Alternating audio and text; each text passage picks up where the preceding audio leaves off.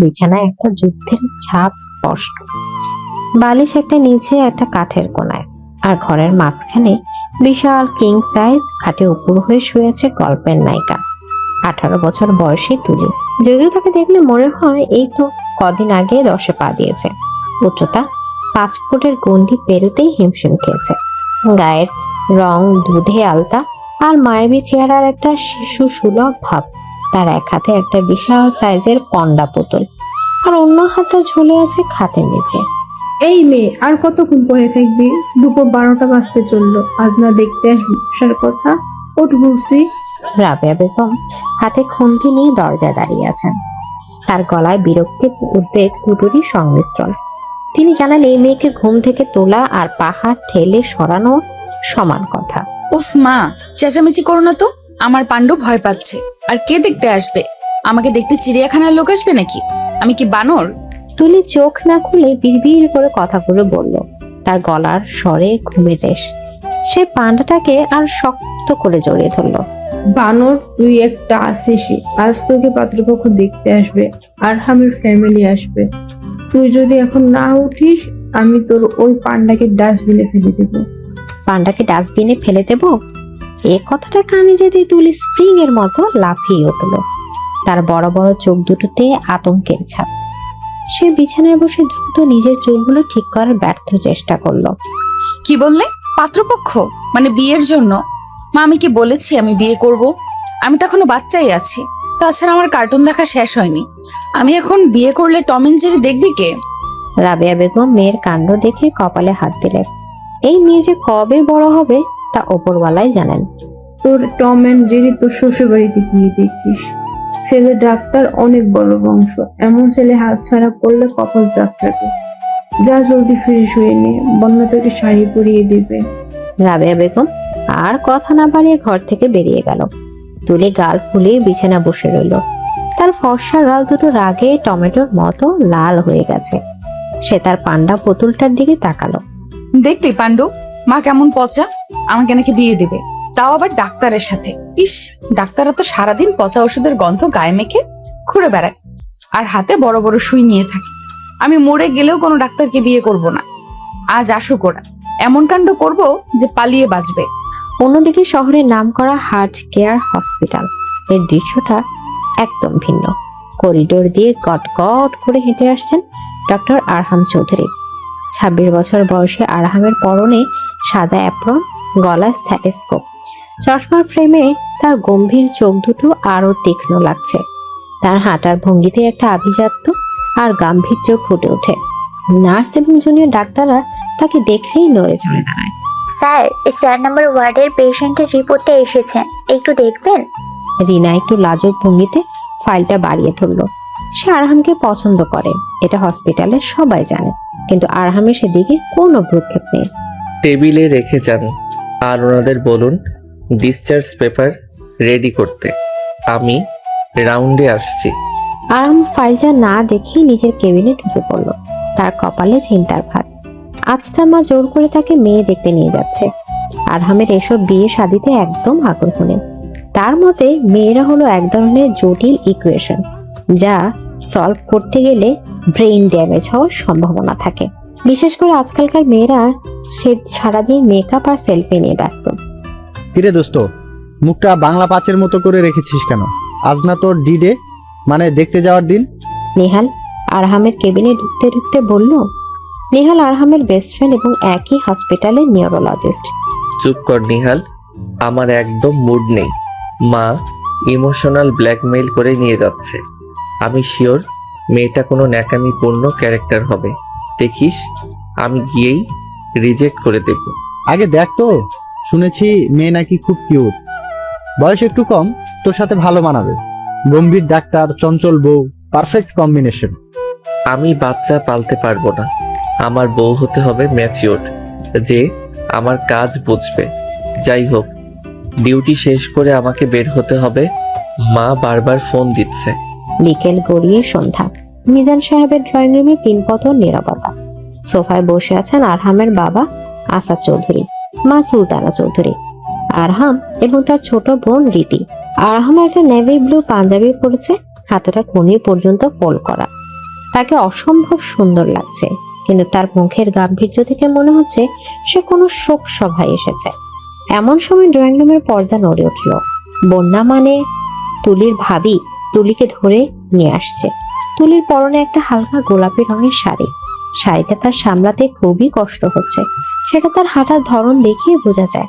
সে বারবার হোঁচট খাচ্ছে আর বন্যার হাত খামচে ধরছে। তার মুখটা গোমরা, যেন তাকে ফাঁসির মঞ্চে নিয়ে যাওয়া হচ্ছে। ওয়াও ভাইয়া, দেখ দেখ ভাবি কি কিউট, একদম বারবি ডলের মতো লাগছে। রিদি ফিসফিস করে আরহামের কানে কথাটা বলল। আরহাম মোবাইল থেকে চোখ সরিয়ে সামনে তাকালো। মুহূর্তের জন্য তার চোখের পলক যেন আটকে গেল। গোলাপি শাড়িতে মোড়ানো মেয়েটাকে দেখে তার মনে হলো কোনো বাচ্চা মেয়ে মায়ের শাড়ি পরে স্বপ্ন মেটাচ্ছে। মেয়েটার টানা টানা চোখ, ভয়ের ছাপ, ঠোঁট দুটো ফোলানো। আরহামের গম্ভীর মুখে একটা সূক্ষ্ম কৌতুকের রেখা ফুটে উঠল। এটা বউ হবে নাকি কিন্ডারগার্টেনের স্টুডেন্ট? আরহাম মনে মনে ভাবলো। এসো মা, আমার কাছে এসে বসো। মাশাআল্লাহ, মেয়ে তো পরীর মতো সুন্দর। নাম কি তোমার মা? এদিকে তুলি ভয়ে ভয়ে গিয়ে সুলতানা চৌধুরীর পাশে বসলো। সে আর চোখে একবার আরহামের দিকে তাকাল। লোকটাকে দেখেই তার পিত্তি চলে যাচ্ছে। কেমন গোমরা মুখ, দেখলেই মনে হয় তেতো করলা খেয়েছে। আমার নাম তুলি। তুলির গলাটা একটু কেঁপে উঠলো। পড়াশোনা কতদূর করছো মা? ইন্টার ফার্স্ট ইয়ারে। তবে আমি কিন্তু পড়াশোনা একদম পছন্দ করি না, আমাকে জোর করে কলেজে পাঠানো হয়।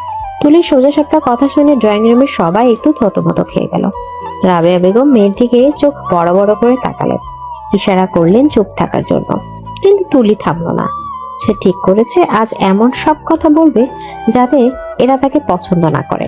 আর শুনুন আঙ্কেল, আমি কিন্তু রান্নাও পারি না, শুধু ম্যাগি নুডলস আর চা বানাতে পারি, সেটাও মাঝে মাঝে পুড়ে যায়।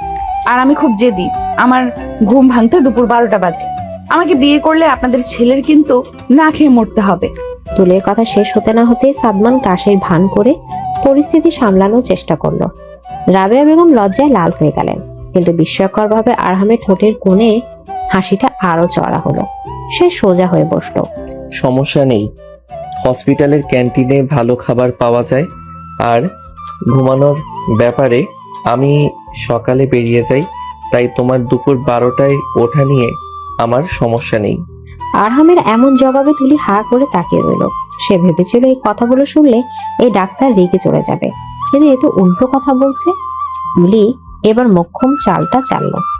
কিন্তু কিন্তু আমি ডাক্তার পছন্দ করি না, ডাক্তাররা খুব বোরিং হয় আর তাদের গা থেকে ফিনাইলের গন্ধ আসে। আমি এই লোককে বিয়ে করব না। ঘরের পরিবেশ এবার বেশ থমথমে হয়ে গেল। মিজান সাহেব মেয়ের ধমক দেওয়ার জন্য উদ্যত হলেন, কিন্তু আরহাম হাত তুলে তাকে থামিয়ে দিল। সে ধীর পায়ে উঠে দাঁড়িয়ে তুলির সামনে গিয়ে দাঁড়ালো।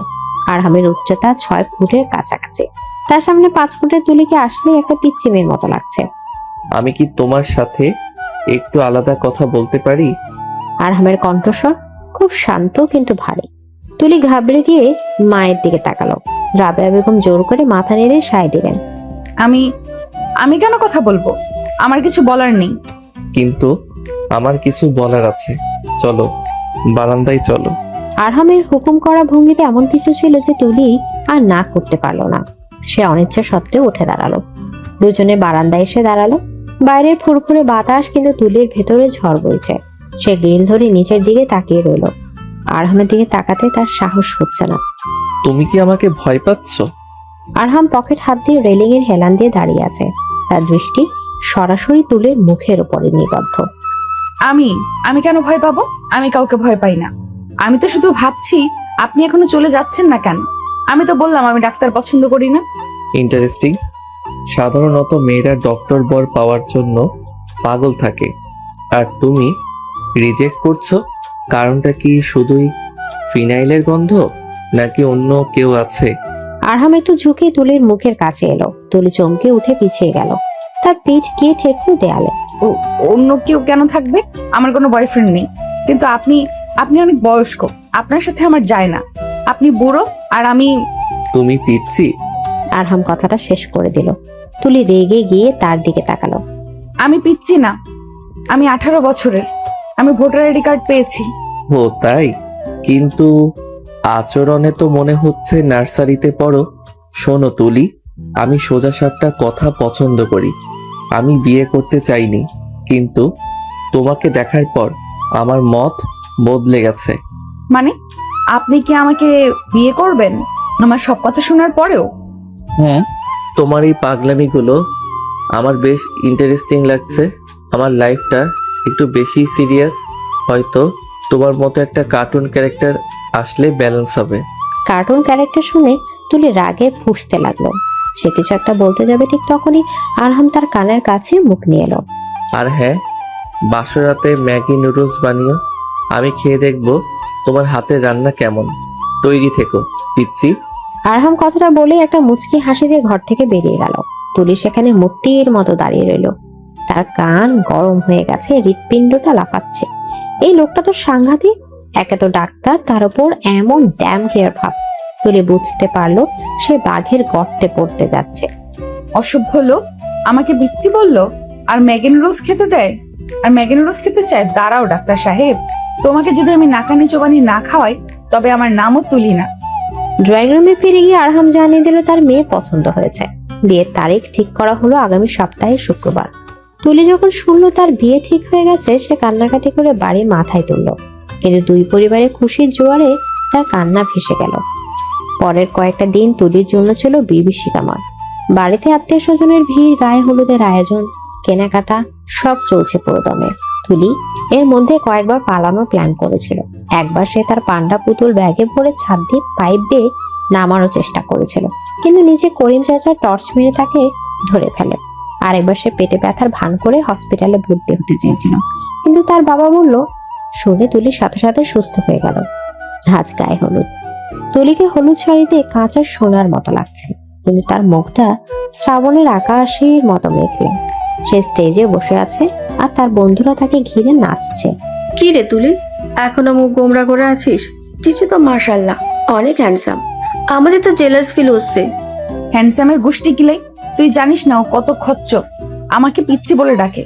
তুই বিয়ে কর না প্লিজ, আমি তো সব চকলেট দিয়ে দিব। ধুর পাগলি, চুপচাপ বসে থাক। ওই দেখ, জিজুর ফ্যামিলি আসছে। আরহামের বাড়ি থেকে তত্ত্ব নিয়ে এসেছে সবাই। আরহাম আসেনি, নিয়ম নেই, কিন্তু তার বোন রিদি আর কাজিন শায়লা এসেছে। শায়লা মেয়েটা বেশ উগ্র সাজসজ্জ করে। সে তুলির দিকে এমন ভাবে তাকাচ্ছে যেন গিলে খাবে। ও, এই সেই মেয়ে আরহাম ভাইয়াকে পছন্দ করলো? এ তো সাইজেও ছোট, আবার দেখতেও কেমন গ্রাম্য টাইপ। আমার তো বিশ্বাসই হচ্ছে না।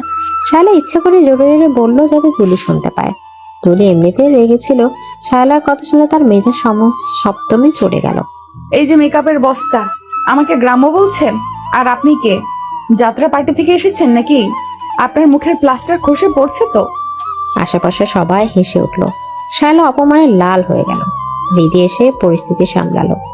ইস ভাবি, তুমি তো দারুণ ঝগড়া করতে পারো। ভাইয়ার সাথে তোমার খুব জমবে। তুলি মনে মনে বলল, জমবে মানে? যুদ্ধ হবে, যুদ্ধ। সে জানে না তার এই ছোট ছোট বোকামি আর সাহসিকতা দূর থেকে ভিডিও কলে দেখছিল আরহাম। রিদি ভিডিও কল অন করে পকেটে রেখেছিল। আরহাম নিজের ঘরে বসে ল্যাপটপের স্ক্রিনে তুলির কাণ্ড দেখছিল আর হাসছিল। মেয়েটার মুখে কোনো লাগাম নেই।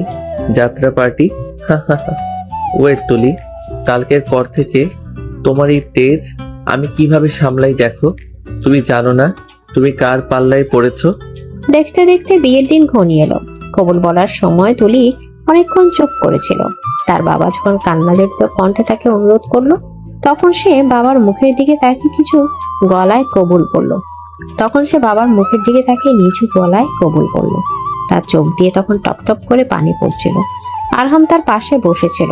সে পকেট থেকে একটা রুমাল বের করে আলতো করে তুলির হাতে গুঁজে দিল। তুলি অবাক হয়ে তাকালো, কিন্তু আরহাম সামনের দিকে তাকিয়ে আছে যেন সে কিছুই করেনি। এই ছোট একটা কাজ তুলির মনে একটু নাড়া দিল। লোকটা কি আসলে এত খারাপ, নাকি ভেতরে একটু মায়া আছে? কান্না থামাও, মেকআপ ধুয়ে গেলে কিন্তু তোমাকে ভূতের মতো লাগবে, তখন আমি দৌড় দেব। তুলির সব ইমোশন এক মুহূর্তে উবে গেল। সে রাগে রুমালটা দুমড়ে মুছড়ে ফেললো। মায়া? এই লোকের মনে মায়া? অসম্ভব, এটা একটা আস্ত হিটলার। আজ বাসর রাতে আমি মরে যাওয়ার ভান করে পড়ে থাকবো, দেখবো তুমি কি করো। বিয়ের আনুষ্ঠানিকতা শেষে বিদায় বেলা। তুলি তার মাকে জড়িয়ে ধরে হাউমাউ করে কাঁদছে। আরহাম গাড়ির দরজায় দাঁড়িয়ে অপেক্ষা করছে। সে জানে এখন কোনো কথা বলা ঠিক হবে না। মেয়েটা তার চেনা জগৎ ছেড়ে সম্পূর্ণ নতুন একটা মানুষের কাছে যাচ্ছে। আরহামের মনের গভীরে একটা অদ্ভুত দায়িত্ববোধ কাজ করছে। সে কি পারবে এই পিচ্ছি মেয়েটাকে সুখে রাখতে, নাকি তার গাম্ভীর্য মেয়েটার চঞ্চলতা কেড়ে নেবে? গাড়ি চলতে শুরু করলো। তুলি জানলা দিয়ে তাকিয়ে আছে ফেলে আসা রাস্তার দিকে। আরহাম ড্রাইভিং সিটের পাশে বসে আছে, পেছনের সিটে তুলি একা। কিছুক্ষণ পর আরহাম পকেট থেকে একটা ক্যাডবেরি সিল্ক বের করে পেছনের দিকে বাড়িয়ে দিল। কান্না বন্ধ করার ওষুধ খেয়ে নাও, মুড ভালো হবে। তুলি চকলেটটা দেখলো, তার প্রিয় চকলেট। সে লোভ সামলাতে পারলো না, চোখের পানি মুছতে মুছতে চকলেটটা হাত থেকে ছু মেরে নিয়ে গেল। আরহাম আয়না তুলির কাণ্ড দেখে মুচকি হাসলো। যুদ্ধ শুরু হয়ে গেছে। সন্ধি হওয়ার পথ কি তৈরি হচ্ছে? রাত তখন প্রায় 11টা। আরহামের সাদা প্রাডো কারটি চৌধুরী বিলের গেট দিয়ে ভেতরে প্রবেশ করলো। বাড়িটি আজ আলোয় ঝলমল করছে। লাল নীল মরিচ বাতির আলোয় পুরো বাড়িটিকে কোনো রাজপ্রাসাদের মতো মনে হচ্ছে। গাড়ির পেছনের সিটে বসে থাকা তুলির চোখ ঘুমে ঢুলো। কান্নাকাটি আর সারাদিনের ধকলে সে কখন যে গাড়ির সিটে মাথা এলে ঘুমিয়ে পড়েছিল সে টেরই পায়নি। গাড়ির ঝাঁকুনিতে তার ঘুম ভাঙলো। সে চোখ ঢুলে জানালার বাইরে তাকালো। অচেনা পরিবেশ, অচেনা বাড়ি। তার বুকের ভেতরটা ধক করে ওঠে। ভাবতে তার গলার কাছে কান্না দলা পাকিয়ে এলো। নেমে এসো, নাকি কোলে করে নামাতে হবে? আরহাম গাড়ির দরজা খুলে দাঁড়িয়ে আছে, তার মুখে সেই চিরচেনা বাঁকা হাসি। তুলি দ্রুত ওড়না ঠিক করে গাড়ি থেকে নামলো। তার শাড়ির আঁচল বারবার পায়ে জড়িয়ে যাচ্ছে। আমি নামতে পারি, আমার পা আছে, আমাকে কোলে নিতে হবে না। আপনি কি নিজেকে সিনেমার হিরো ভাবেন নাকি? তুলি বিড়বিড় করে কথাগুলো বলল। আরহাম শুনতে পেল।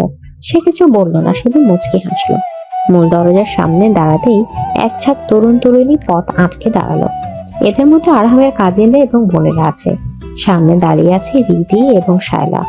ভাইয়া, ভেতরে যাওয়া অত সহজ না। গেট ধরা বাবদ 10,000 টাকা লাগবে। আগে টাকা দাও, তারপর ভাবিকে নিয়ে ভেতরে যাও। আরহাম পকেট থেকে মানিব্যাগ বের করতে যাবে, এমন সময় শায়লা এগিয়ে এসে আরহামের হাতটা আলতো করে ধরলো। আরহাম ভাইয়া, তুমি কেন টাকা দেবে?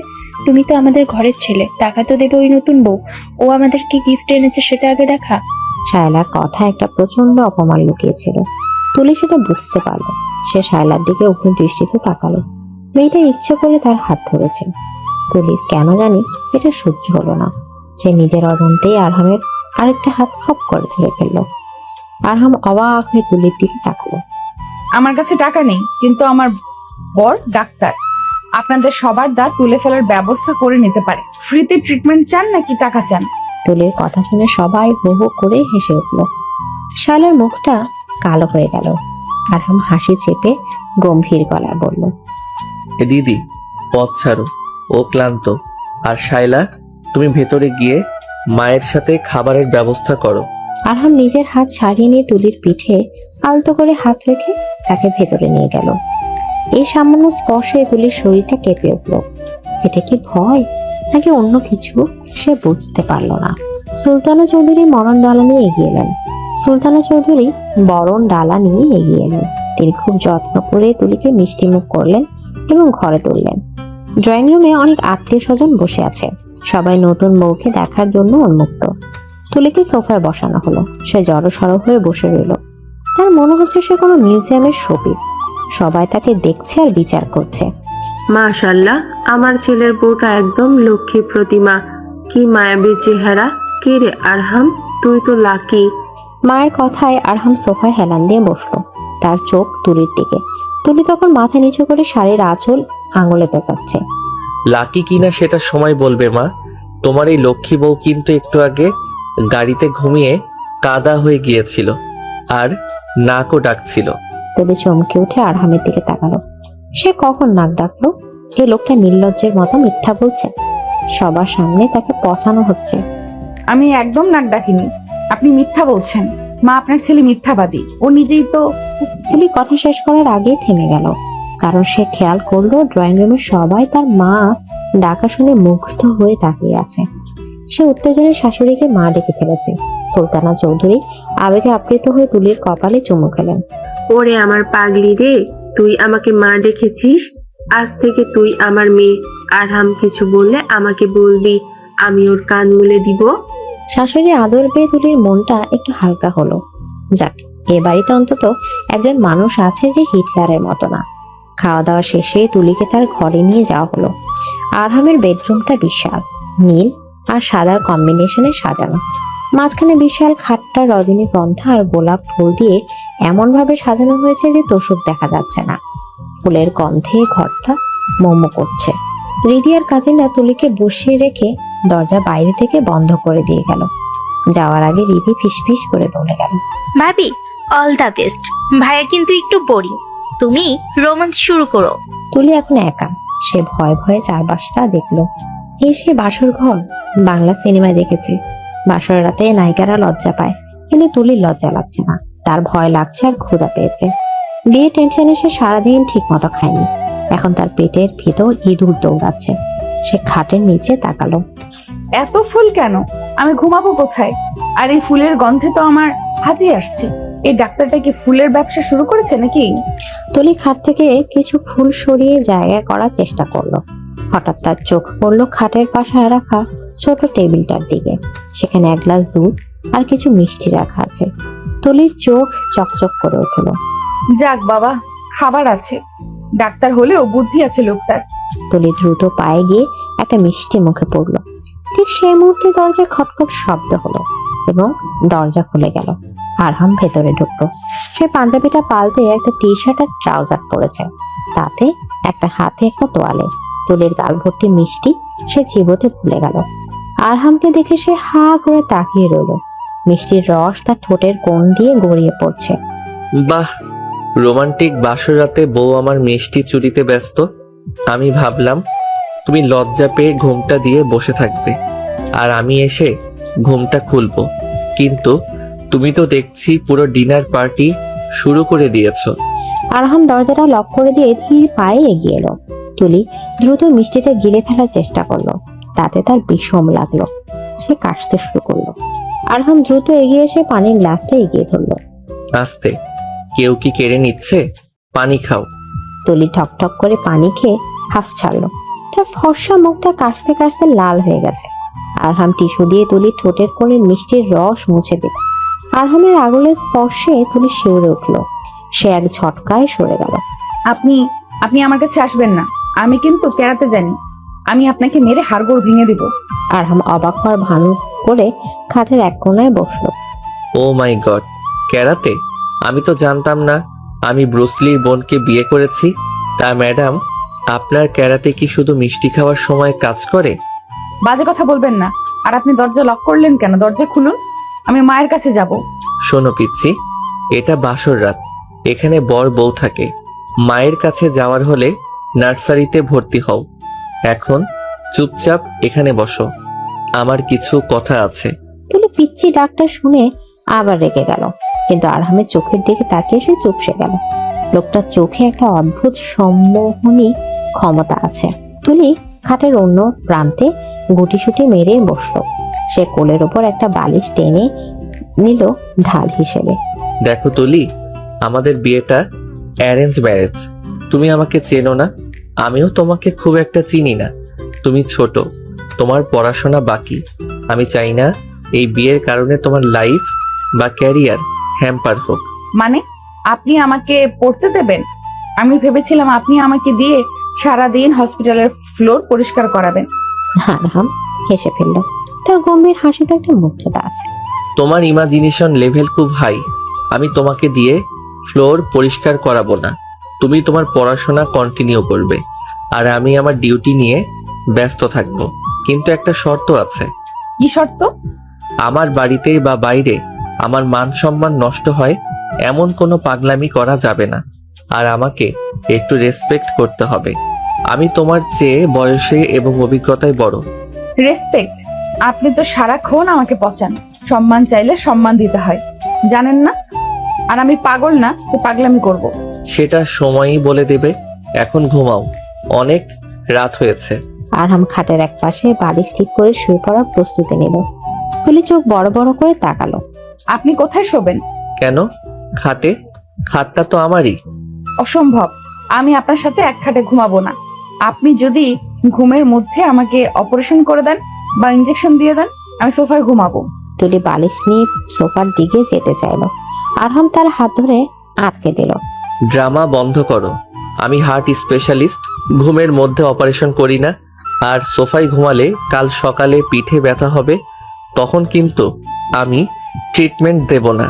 চুপচাপ ওই পাশে শুয়ে পড়ো, আমি মাঝখানে কোলবালিশ দিয়ে দিচ্ছি, বর্ডার ক্রস করবে না।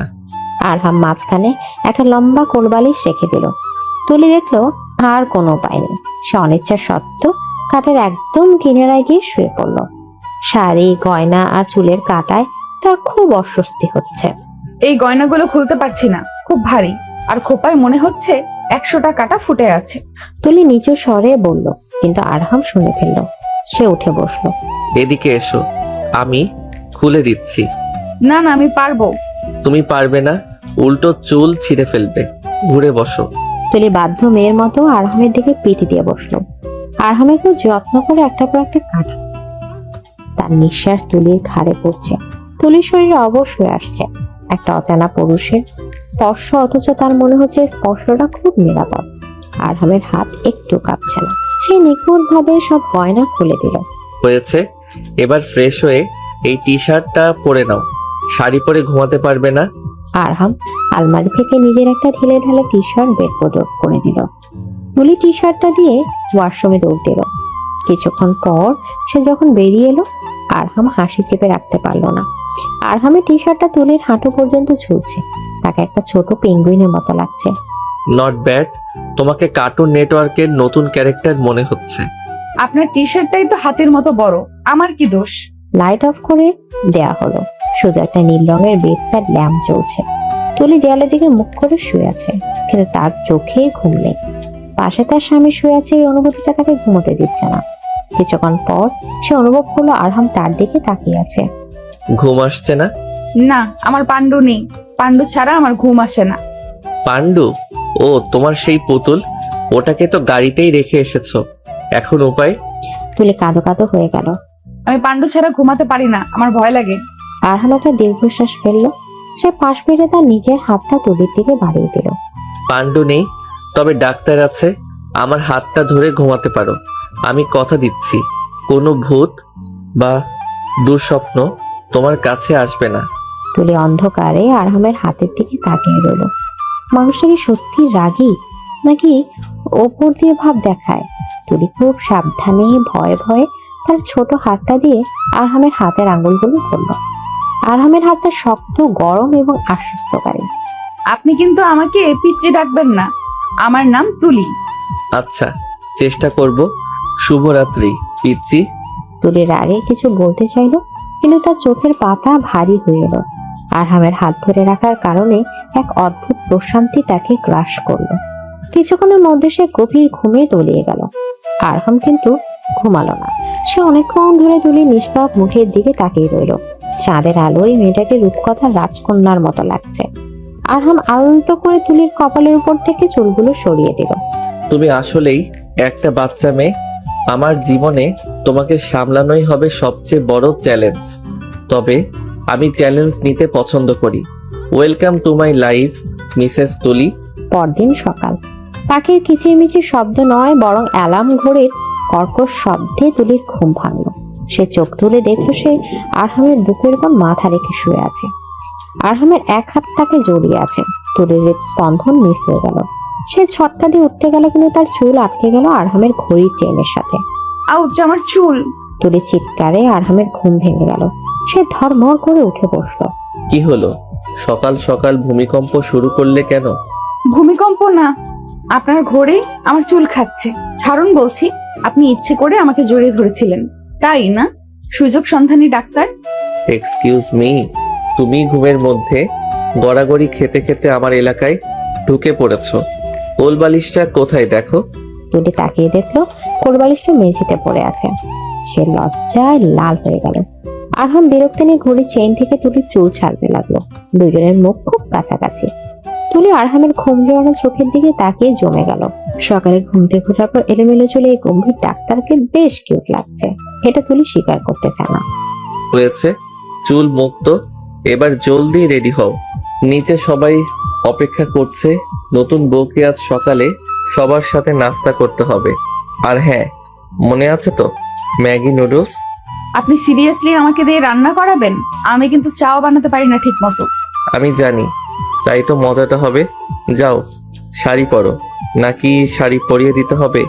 তুলি এক লাফে খাট থেকে নামলো। অসভ্য, আমি একাই পারবো। তুলি ওয়াশরুমে ঢুকে দরাম করে দরজা বন্ধ করলো। আরহাম শব্দ করে হেসে উঠল। তার মনে হচ্ছে দিনটা বেশ ইন্টারেস্টিং হতে চলেছে। নিচে ডাইনিং টেবিলে সবাই বসে আছে। আসাদ চৌধুরী খবরের কাগজ পড়ছেন। শায়লা খুব সেজে গুজে বসে আছে, যেন আজ তার বিয়ে। তুলি আর আরহাম সিঁড়ি দিয়ে নামছে। তুলি আজ একটা নীল রঙের জামদানি শাড়ি পরেছে, তাকে অপার্থিব সুন্দর লাগছে।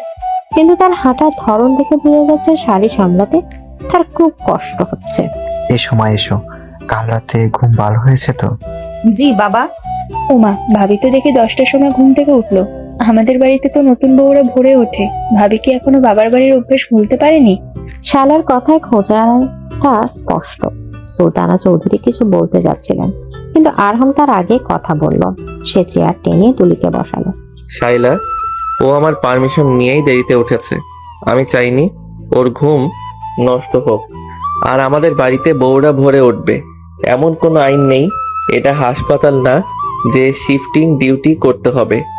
আরহামের কথায় শালা চুপসে গেল। টেবিলের নিচে তুলে আরহামের পায়ে আলতো করে লাথি দিল, ধন্যবাদ জানানোর জন্য। কিন্তু ভুল করে লাথিটা আরহামের পায়ে না লেগে আসাদ চৌধুরীর পায়ে লাগলো। উফ, কে লাথি মারে? তুলি ভয়ে জিহ্বায় কামড় দিল। আরহাম বুঝতে পেরে টেবিলের নিচ দিয়ে হাত বাড়িয়ে তুলির হাতটা চেপে ধরল। সে চোখের ইশারায় বলল, শান্ত হও পিচ্চি। বৌমা, আজ কিন্তু নিয়ম অনুযায়ী তোমাকে কিছু একটা রান্না করতে হবে, মিষ্টি কিছু। মা, আমি তো শুধু। মা, ও ম্যাগি নুডলস খুব ভালো বানায়, ওটাই বানাক, স্পেশাল রেসিপি। সবাই অবাক হয়ে তাকালো। নতুন বউ বানাবে ম্যাগি নুডলস? নুডলস? ছি, এটা কোনো খাবার হলো? পায়েস বা হালুয়া রাখতে পারে না? মেয়েদের তো এসব জানা উচিত। এবারও চুপ থাকতে পারলো না। দেখুন আপু, জানা উচিত বুঝলাম, কিন্তু আমি তো ইন্টার পাশের আগেই বিয়ে করে ফেলেছি। শেফ কোর্সে ভর্তি হইনি। আর ম্যাগি নুডলস খুব টেস্টি হয়, আপনি খেয়ে দেখবেন, ভালো না লাগলে ফেলে দেবেন। তুলির সোজা সাপটা উত্তর। আসাদ চৌধুরী হেসে ফেলল। ঠিক বলেছ মা, আমি আজ তোমার হাতের নুডলসই খাবো। যাও, বানিয়ে নিয়ে আসো। তুলি রান্নাঘরে ঢুকলো, কিন্তু তার হাত পা কাঁপছে। সে জীবনেও রান্নাঘরে ঢুকেনি। পানি গরম দিতে গিয়ে সে ভুল করে কেটলির ঢাকনা ফেলে দিল। ঝনঝন শব্দে রান্নাঘর কেঁপে উঠলো। আরহাম ডাইনিং থেকে সব শুনছে। সে মাকে ইশারা করে বলল, মা, তুমি একটু দেখো, না হলে ও হয়তো রান্নাঘর জ্বালিয়ে দেবে। তুলি নুডলসের প্যাকেটটার মশলা কাটতে গিয়ে দাঁত দিয়ে ছিটতে গেল এবং সব মশলা তার নাকে মুখে মেখে গেল। সে যখন আয়নায় নিজের চেহারা দেখলো, তাকে জোকারের মতো লাগছিল। ধুর ছাই, এই বিয়ের গোষ্ঠী কিলাই। কেন যে বিয়ে করতে গেলাম? এখন এই ভুতুরে চেহারা নিয়ে বরের সামনে যাব কি করে? চৌধুরীর ভিলার সুবিশাল রান্নাঘরটি এখন যেন কোনো রণক্ষেত্র। মশলার কৌটাগুলো এদিক সেদিক ছড়িয়ে আছে। বেসিনের কড়াইয়ে অনবরত পানি পড়ছে। আর সেই বিশৃঙ্খলার মাঝখানে দাঁড়িয়ে আছে তুলি। তার ফর্সা গালে হলুদের দাগ, নাকে কালচে মশলা লেগে আছে, আর চুলগুলোর কাকে বাসার মতো খুস্কো খুস্কো। সে একটা চামচ হাতে নিয়ে কড়াইয়ের দিকে তাকিয়ে আছে, যেন ওটা কোনো ভিন গ্রহের প্রাণী। নুডলস গুলো কড়াইতে তলা পাকিয়ে একাকার হয়ে গেছে। ইস, এটা কি হলো? টিভিতে তো দেখায় 2 মিনিটের নুডলস রেডি, আর আমারটা তো আঠা হয়ে গেছে। এখন যদি ডাক্তার সাহেব এটা দেখে, শিওর আমাকে ইঞ্জেকশন দিয়ে মেরে ফেলবো। তুলি যখন আপন মনে বিড়বিড় করছে, ঠিক তখনই রান্নাঘরের দরজায় এসে দাঁড়ালো আরহাম। সে অল্প কিছুক্ষণ দরজায় হেলান দিয়ে দাঁড়িয়ে তুলির কাণ্ড দেখলো। তার গম্ভীর মুখে এক চিলতে হাসি ফুটে উঠল, কিন্তু পর মুহূর্তে সে সেটা মিলিয়ে ফেলে গম্ভীর ভাব নিয়ে গলা খাকারি দিল। রান্নাঘরের এই অবস্থা কেন? তুমি কি নুডলস রান্না করছো নাকি এখানে কুস্তি লড়ছো? আরহামের গলার স্বর শুনে তুলি চমকে উঠল। সে হাত থেকে চামচটা ফেলে দিল, যেটা ঝনঝন শব্দ করে মেঝেতে পড়ল। তুলি দ্রুত ঘুরে দাঁড়ালো, কিন্তু তার নাকে মুখে মাখা মশলার কারণে তাকে দেখে আরহামের হাসির বেগ বেড়ে গেল। আপনি আপনি এখানে কেন? পুরুষ মানুষের রান্নাঘরে আসা নিষেধ, যান এখান থেকে। এটা আমার বাড়ি, আমি যেখানে খুশি যাব। কিন্তু তোমার এই অবস্থা কেন? মনে হচ্ছে তুমি মাত্রই যুদ্ধ জয় করে ফিরেছো। আয়নায় নিজের চেহারা দেখেছো? আরহাম ধীর পায়ে তুলির দিকে এগিয়ে গেল। তুলি পিছিয়ে যেতে চাইলো, কিন্তু তার পিঠ কিচেন কাউন্টারের সাথে ঠেকে গেল। আরহাম তুলির একদম কাছে এসে দাঁড়ালো। সে পকেট থেকে একটা সাদা রুমাল বের করলো। নড়বে না, একদম চুপ। আরহামের আদেশের সুরে তুলি জমে গেল। আরহাম খুব আলতো করে তার রুমাল দিয়ে তুলির গাল থেকে হলুদের দাগ মুছতে লাগলো। আরহামের স্পর্শে তুলির বুকের ভেতরটা ধক করে উঠলো। এত কাছে সে আরহামের চোখের দিকে তাকাতে পারছে না, তাই দৃষ্টি নামিয়ে রাখলো। আরহামের শরীর দামি পারফিউমের গন্ধ তুলির নাকে এসে লাগছে, যা তাকে এক অদ্ভুত নেশা আচ্ছন্ন করে ফেলছে। আমি পরিষ্কার করতে পারতাম। পারলে তো এতক্ষণে করতে, নাকে কালি মেখে জোকার সেজে থাকতে না।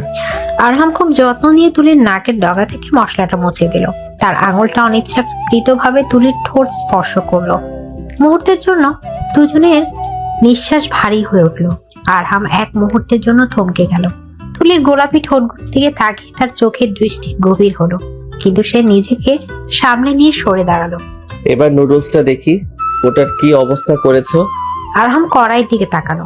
দল পাকানো নুডলস দেখে সে একটা দীর্ঘশ্বাস ফেললো। মাশাল্লাহ, এটাকে নুডলস না বলে আঠা বলাই ভালো। এটা খেলে তো পেটের নাড়িভুড়ি জোড়া লেগে যাবে। আমি তো চেষ্টা করেছি। আমি কি শেফ নাকি? আপনি এত কথা বলছেন কেন? ভালো না লাগলে খাবেন না, আমি ফেলে দেব। তুলি রাগে কড়াইটা ধরে বেসিনে ফেলে দিতে যাচ্ছিল। আরহাম খপ করে তার হাতে ধরলো। থামো, ফেলার দরকার নেই। একটু পানি আর সস দিলে এটাকে ঠিক করা যাবে। সরো, আমি দেখছি। আরহাম নিজেই অ্যাপ্রন ছাড়া রান্না করতে শুরু করলো। সে কড়াইতে একটু গরম পানি, সয়া সস আর চিলি সস দিয়ে দ্রুত হাতে নাড়তে লাগলো। তুলে মুগ্ধ হয়ে দেখলো গম্ভীর ডাক্তার কেমন নিপুণ হাতে রান্না করছে। তার হাতা ফোল্ড করা শক্তিশালী হাতাগুলো যখন কড়াই নাড়ছে, তখন তাকে অসম্ভব হ্যান্ডসাম লাগছে। আপনি রান্নাও পারেন? বিদেশে যখন পড়াশোনা করতাম তখন তো তোমার মতো রাঁধুনি ছিল না, নিজেই করে খেতে হতো। নাও রেডি, চলো টেবিলে। আরহাম নুডলসটা বাটিতে ঢেলে তুলির সাথে হাতে ধরিয়ে দিল। তারপর তাকে ইশারা করলো ডাইনিং রুমের দিকে যাওয়ার জন্য। ডাইনিং টেবিলে সবাই অপেক্ষা করছে। শায়লা অধৈর্য হয়ে বারবার ঘড়ি দেখছে। আন্টি, আপনার ছেলের বউকে নুডলস বানাতে গিয়ে ধান চাষ শুরু করলো? এতক্ষণ লাগে? আমার তো খিদে মরে যাচ্ছে। ধৈর্য ধর মা, নতুন মানুষ, একটু সময় তো লাগবেই। ওই তো আসছে ওরা। তুলি ভয়ে ভয়ে নুডলসের বাটিটা টেবিলের মাঝখানে রাখলো। আরহাম তার পাশে চেয়ারে বসলো। শায়লা নাক কুচকে বাটির দিকে তাকালো। ইস, কেমন কালচে কালচে কালার হয়েছে, দেখতেই তো বিস্বাদ লাগছে। আন্টি, আমি এসব খাবো না, আমার জন্য টোস্ট বানিয়ে দাও। শালার কথায় তুলির মনটা খারাপ হয়ে গেল। সে মাথা নিচু করে দাঁড়িয়ে রইল। তার চোখ ছলছল করছে। সে জানে রান্নাটা ভালো হয়নি, কিন্তু তাই বলে সবার সামনে এভাবে অপমান। আহা শাইলা, আগে খেয়ে দেখো না। মা, আমাকে দাও তো একটু। তুলি কাঁপা কাঁপা হাতে সরষের প্লেটে নুডলস দিল। আসাদ চৌধুরী এক চামচ মুখে দিয়ে চিবোতে লাগলেন। সবাই তার মুখের দিকে তাকিয়ে আছে রায় শোনার জন্য। বাহ, বেশ তো হয়েছে। একটু ঝাল ঝাল টক টক, আমার তো ভালোই লাগছে। কি গো গিন্নি, তুমিও নাও।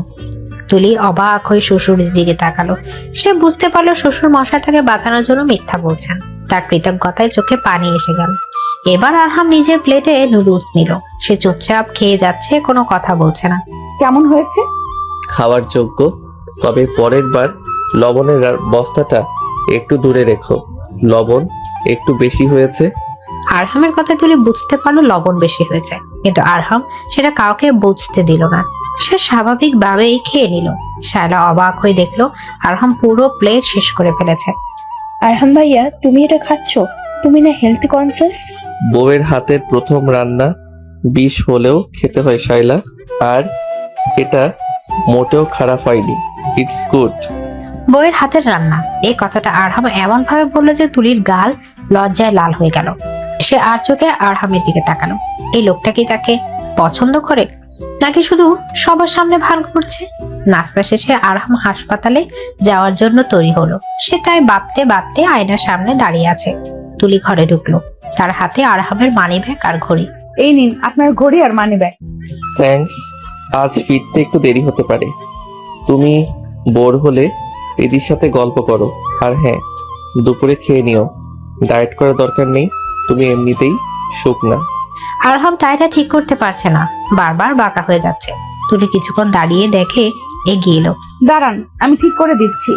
বাবা সব সময়টাই পড়তো, আমি বেঁধে দিতাম। তুলি টুলের উপর দাঁড়িয়ে আরহামের গলার কাছে হাত নিয়ে গেল। উচ্চতা মেলাতে তাকে টুল ব্যবহার করতে হচ্ছে। আরহাম স্থির হয়ে দাঁড়িয়ে আছে।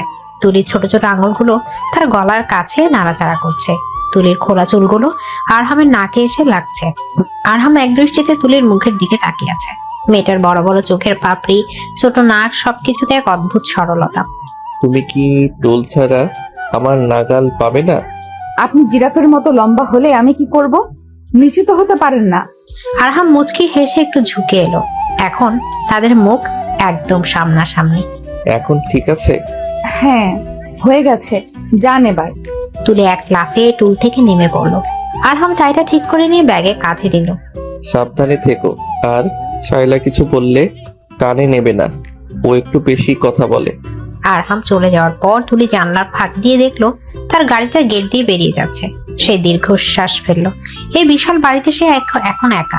শাশুড়ি মা ভালো, হৃদিও ভালো, কিন্তু শায়লা আর তার একাকিত্ব তাকে গ্রাস করেছে। দুপুর গড়িয়ে বিকেল। তুলি হৃদির ঘরে বসে লুডো খেলছে। হৃদি আর তুলির মধ্যে বেশ ভাব হয়ে গেছে। ভাবি, তুমি ভাইয়াকে কিভাবে পটালে বলো তো? ভাইয়া তো মেয়েদের দিকে তাকাতই না। আমরা তো ভেবেছিলাম ভাইয়া কোনো বইকে বিয়ে করবে। আমি পটাইনি, তোমার ভাইয়া আমাকে জোর করে বিয়ে করেছে। আমি তো বিয়েই করতে চাইনি। কিন্তু ভাইয়া তোমাকে খুব কেয়ার করে। সকালে দেখলে না কিভাবে নুডলস খেয়ে নিল? আমরা হলে বমি করে দিতাম।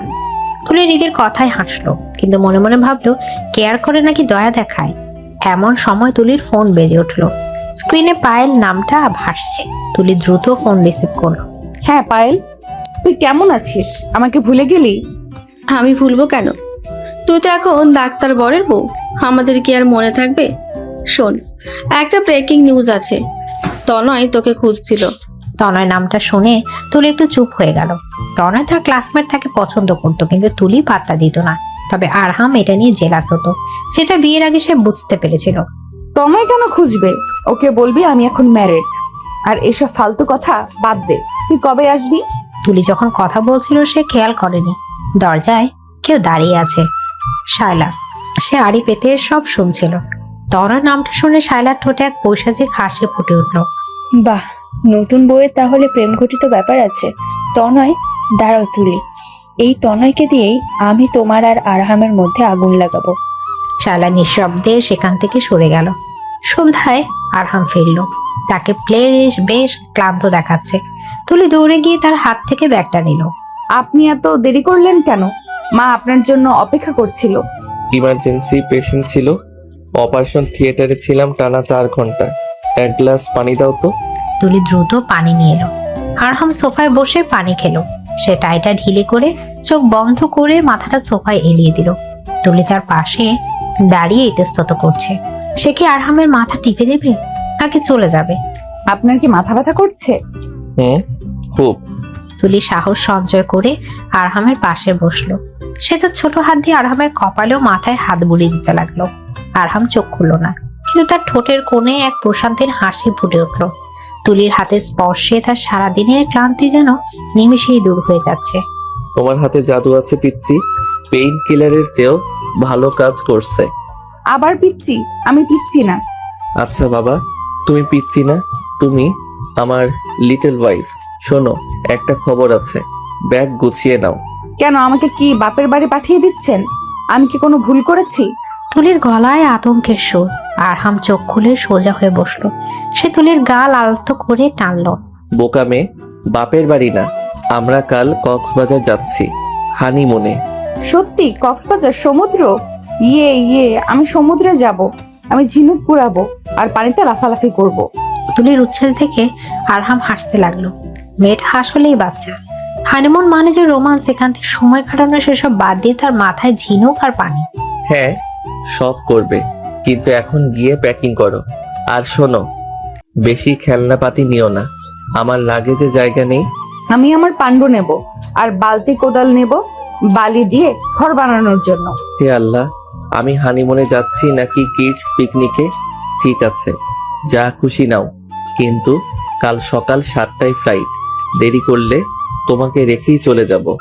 তুলি খুশিতে নাচতে নাচতে রুমে চলে গেল। আরহাম তার যাওয়ার পথের দিকে তাকিয়ে রইল। তার মানে একটা সুপ্ত বাসনা যাচ্ছে। সমুদ্রের নীল জলরাশির সামনে চঞ্চল মেয়েটাকে কি সে নিজের মনের কথা বলতে পারবে, নাকি তুলির পাগলামিতে রোমান্স ভেসে যাবে? রাতে খাওয়ার টেবিলে শায়লা বোমা ফাটালো। আরহাম ভাইয়া, শুনলাম তোমরা কক্সবাজার যাচ্ছ, আমিও কি যেতে পারি? আমার অনেকদিন কোথাও যাওয়া হয় না। সবাই খাওয়া থামিয়ে শায়লার দিকে তাকালো। হানিমুনে কাবাব মে হাড্ডি হওয়ার শখ কারো থাকে, এটা বিরল। তুলির মুখটা কালো হয়ে গেল। সে আরহামের দিকে তাকালো। শাইলা, এটা আমাদের পার্সোনাল ট্যুর, হানিমুন। এখানে থার্ড পারসন না থাকাই ভালো। তুমি নেক্সট টাইম ফ্যামিলি ট্যুরে যেও।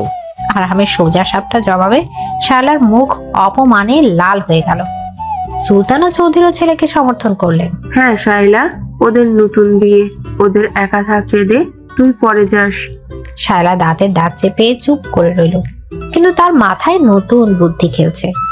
তোমরা কক্সবাজার যাচ্ছ যাও, কিন্তু শান্তি আমি তোমাদের পেতে দেব না। রাতে শোয়ার আগে তুলি তার সুটকেস গোছাচ্ছে। সে সত্যি সত্যি একটা ছোট প্লাস্টিকের বালতি কোদাল ব্যাগে ঢুকালো। আরহাম ল্যাপটপে কাজ করতে করতে সেটা দেখেও ফেললো। তুলি, তুমি সিরিয়াসলি ওগুলো নিচ্ছ? এয়ারপোর্টে সিকিউরিটি চেক করার সময় যখন এগুলো বের হবে, তখন মানুষ ভাববে আমি কোনো বাচ্চাকে কিডন্যাপ করে নিয়ে যাচ্ছি। ভাবুক, আমার বালি দিয়ে ঘর বানাতে হবে। আপনি তো আর বানাবেন না, আপনি তো সারাদিন ল্যাপটপ নিয়ে বসে থাকবেন। আমি ল্যাপটপ নিচ্ছি না, এই কয়দিন নো কাজ, only you and me. Only you and me. কথাটা শুনে তুলির কান গরম হয়ে গেল। সে দ্রুত সুটকেস বন্ধ করে নিল। আমি আমি ঘুমাবো, কাল সকালে উঠতে হবে। তুলি দ্রুত খাটে উঠে শুয়ে পড়ল এবং লেপ মুড়ি দিয়ে দিল। আরহাম ল্যাপটপ বন্ধ করে লাইট অফ করলো। সে ধীর পায়ে খাটের দিকে এগিয়ে এলো। অন্ধকার ঘরে চাঁদের আলোয় তুলিকে দেখা যাচ্ছে। আরহাম শুয়ে পড়ে পাশ ফিরে তুলির দিকে তাকালো। ঘুমিয়েছো? হ্যাঁ, ঘুমিয়েছি। ঘুমন্ত মানুষ কথা বলে না। শোনো, কালকের দিনটা তোমার জন্য খুব স্পেশাল হতে পারে। সমুদ্র কিন্তু অনেক কথা বলে। সমুদ্র কথা বলে? আপনি কি পাগল নাকি? গিয়েই দেখো। গুড নাইট পিচ্চি। আরহাম আলতো করে তুলির কপালে একটা চুমু খেলো। তুলির সারা শরীর যেন বিদ্যুৎ খেলে গেল। সে শ্বাস বন্ধ করে পড়ে রইল। আরহামের এই ছোট্ট আদরে তার মনের ভেতর এক অজানা অনুভূতি জন্ম নিল। সে কি তবে গম্ভীর ডাক্তারটার প্রেমে পড়ে যাচ্ছে? পরের দিন সকাল, বিমান আকাশের বুক ছেড়ে উড়ে চলছে কক্সবাজারের উদ্দেশ্যে। জানলার পাশে বসে তুলি মেঘ দেখছে। তার হাতটা শক্ত করে ধরে আছে আরহাম। এই যাত্রা তাদের জীবনে নতুন কোনো মোড় নিয়ে আসবে, তা কেউ জানে না। তবে কক্সবাজারের উত্তাল ঢেউ আর শায়লার ষড়যন্ত্র দুটোই অপেক্ষা করছে তাদের জন্য। এদিকে কক্সবাজারের আকাশে তখন গধূলির লাল আভা। বিমানবন্দর থেকে বেরিয়ে আরমান আর তুলি যখন হোটেলের উদ্দেশ্যে ট্যাক্সিতে উঠলো, তখন সমুদ্রের নোনা বাতাস এসে তাদের স্বাগত জানালো। তুলির উত্তেজনা বাঁধ মানছে না। সে জানালার কাছ নামিয়ে বাইরে তাকিয়ে আছে। তার চুলগুলো বাতাসে উঠছে। আরহাম মুগ্ধ হয়ে তার এই চঞ্চল স্ত্রীর দিকে তাকিয়ে আছে। মেয়েটার মধ্যে কোনো কৃত্রিমতা নেই, যা আছে সবই স্বচ্ছ পানির মতো পরিষ্কার। ওই দেখুন সমুদ্র কত বড়। আমি তো শেষ কবে এসেছি মনে নেই। আমরা কি এখনই সৈকতে যাব? প্লিজ চলুন না। তুলে আরহামের হাত ধরে ঝাঁকি দিয়ে আবদার করলো। আরহাম মুচকি হাসলো। শান্ত হও পিচ্চি, আগে হোটেলে চেক ইন করি, ফ্রেশ হই। সমুদ্র তো পালিয়ে যাচ্ছে না। তাছাড়া এখন ভাটা চলছে, পানি অনেক দূরে। আপনি সব সময় লজিক দেখান কেন? রোম্যান্স বোঝেন না? সমুদ্র দেখলে কি কেউ হোটেলে বসে থাকে? রোমান্স শব্দটা তুলির মুখে শুনে আরহামের ভ্রু কুঁচকে গেল। সে একটু ঝুঁকে তুলির কানের কাছে ফিসফিস করে বলল, রোমান্স বুঝি বলেই তো হোটেলে যেতে চাইছি। সমুদ্রের পাড়ে রোমান্স করলে মানুষ ভিডিও করে ভাইরাল করে দেবে। তার চেয়ে রুমের বেলকনি অনেক নিরাপদ। আরহামের কথায় তুলির কান গরম হয়ে গেল। সে দ্রুত মুখ ঘুরিয়ে বাইরে তাকালো। লোকটা সুযোগ পেলেই ফ্ল্যাট করে। গাড়ি এসে থামলো সাইমন বিচ রিসর্টের সামনে। 5 স্টার হোটেল। লবিতে ঢুকতেই তুলি হা করে চারপাশ দেখতে লাগলো। আরহাম রিসেপশনে গিয়ে চাবি নিয়ে এলো। তাদের জন্য বুক করা হয়েছে হানিমুন স্যুট, যারা ব্যালকনি থেকে পুরো সমুদ্র দেখা যায়। রুমে ঢুকে তুলি এক দৌড়ে ব্যালকনিতে চলে গেল।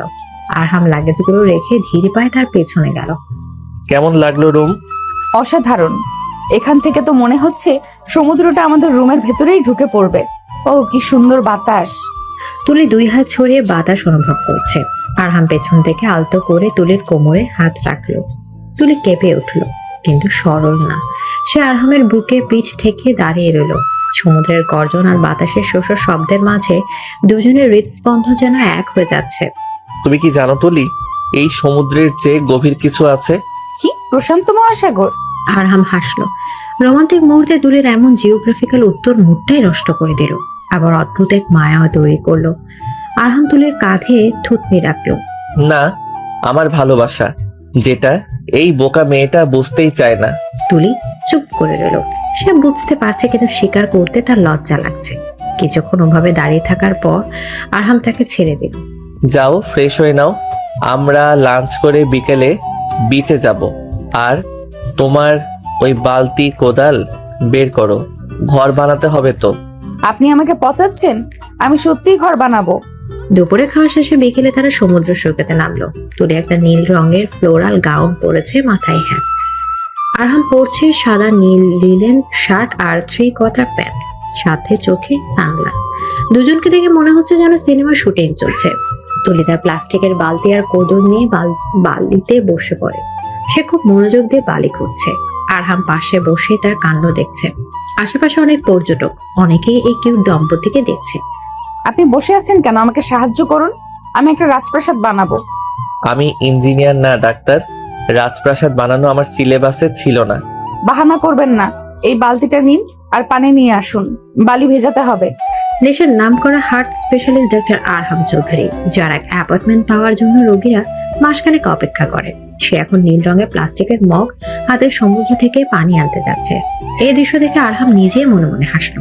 ভালোবাসার জন্য মানুষ কি না পারে। আরহাম পানি এনে দিল। দুজনে মিলে বালির ঘর বানাতে লাগলো। তুলির মুখে হাতে বালি লেগে আছে। হঠাৎ একটা বড় ঢেউ এসে তাদের বানানো ঘরটা ধুয়ে নিয়ে গেল। তুলি হতাশ হয়ে বসে পড়লো। ইস, আমার প্রাসাদ ভেঙে গেল। সমুদ্রটা খুব পচা। তুলির মন খারাপ দেখে আরহাম তার হাতটা ধরল। বালির ঘর তো ভাঙবেই তুলি, এটা স্থায়ী না। কিন্তু আমরা যে স্মৃতিটা বানালাম, এটা ভাঙবে না। চলো পানিতে নামি। আমি সাঁতার জানি না, আমাকে যদি হাঙর ধরে নিয়ে যায়? কক্সবাজারে হাঙর নেই, আর থাকলেও তোমার মতো ঝগড়াটে মেয়েকে খেয়ে হজম করতে পারবে না। চলো।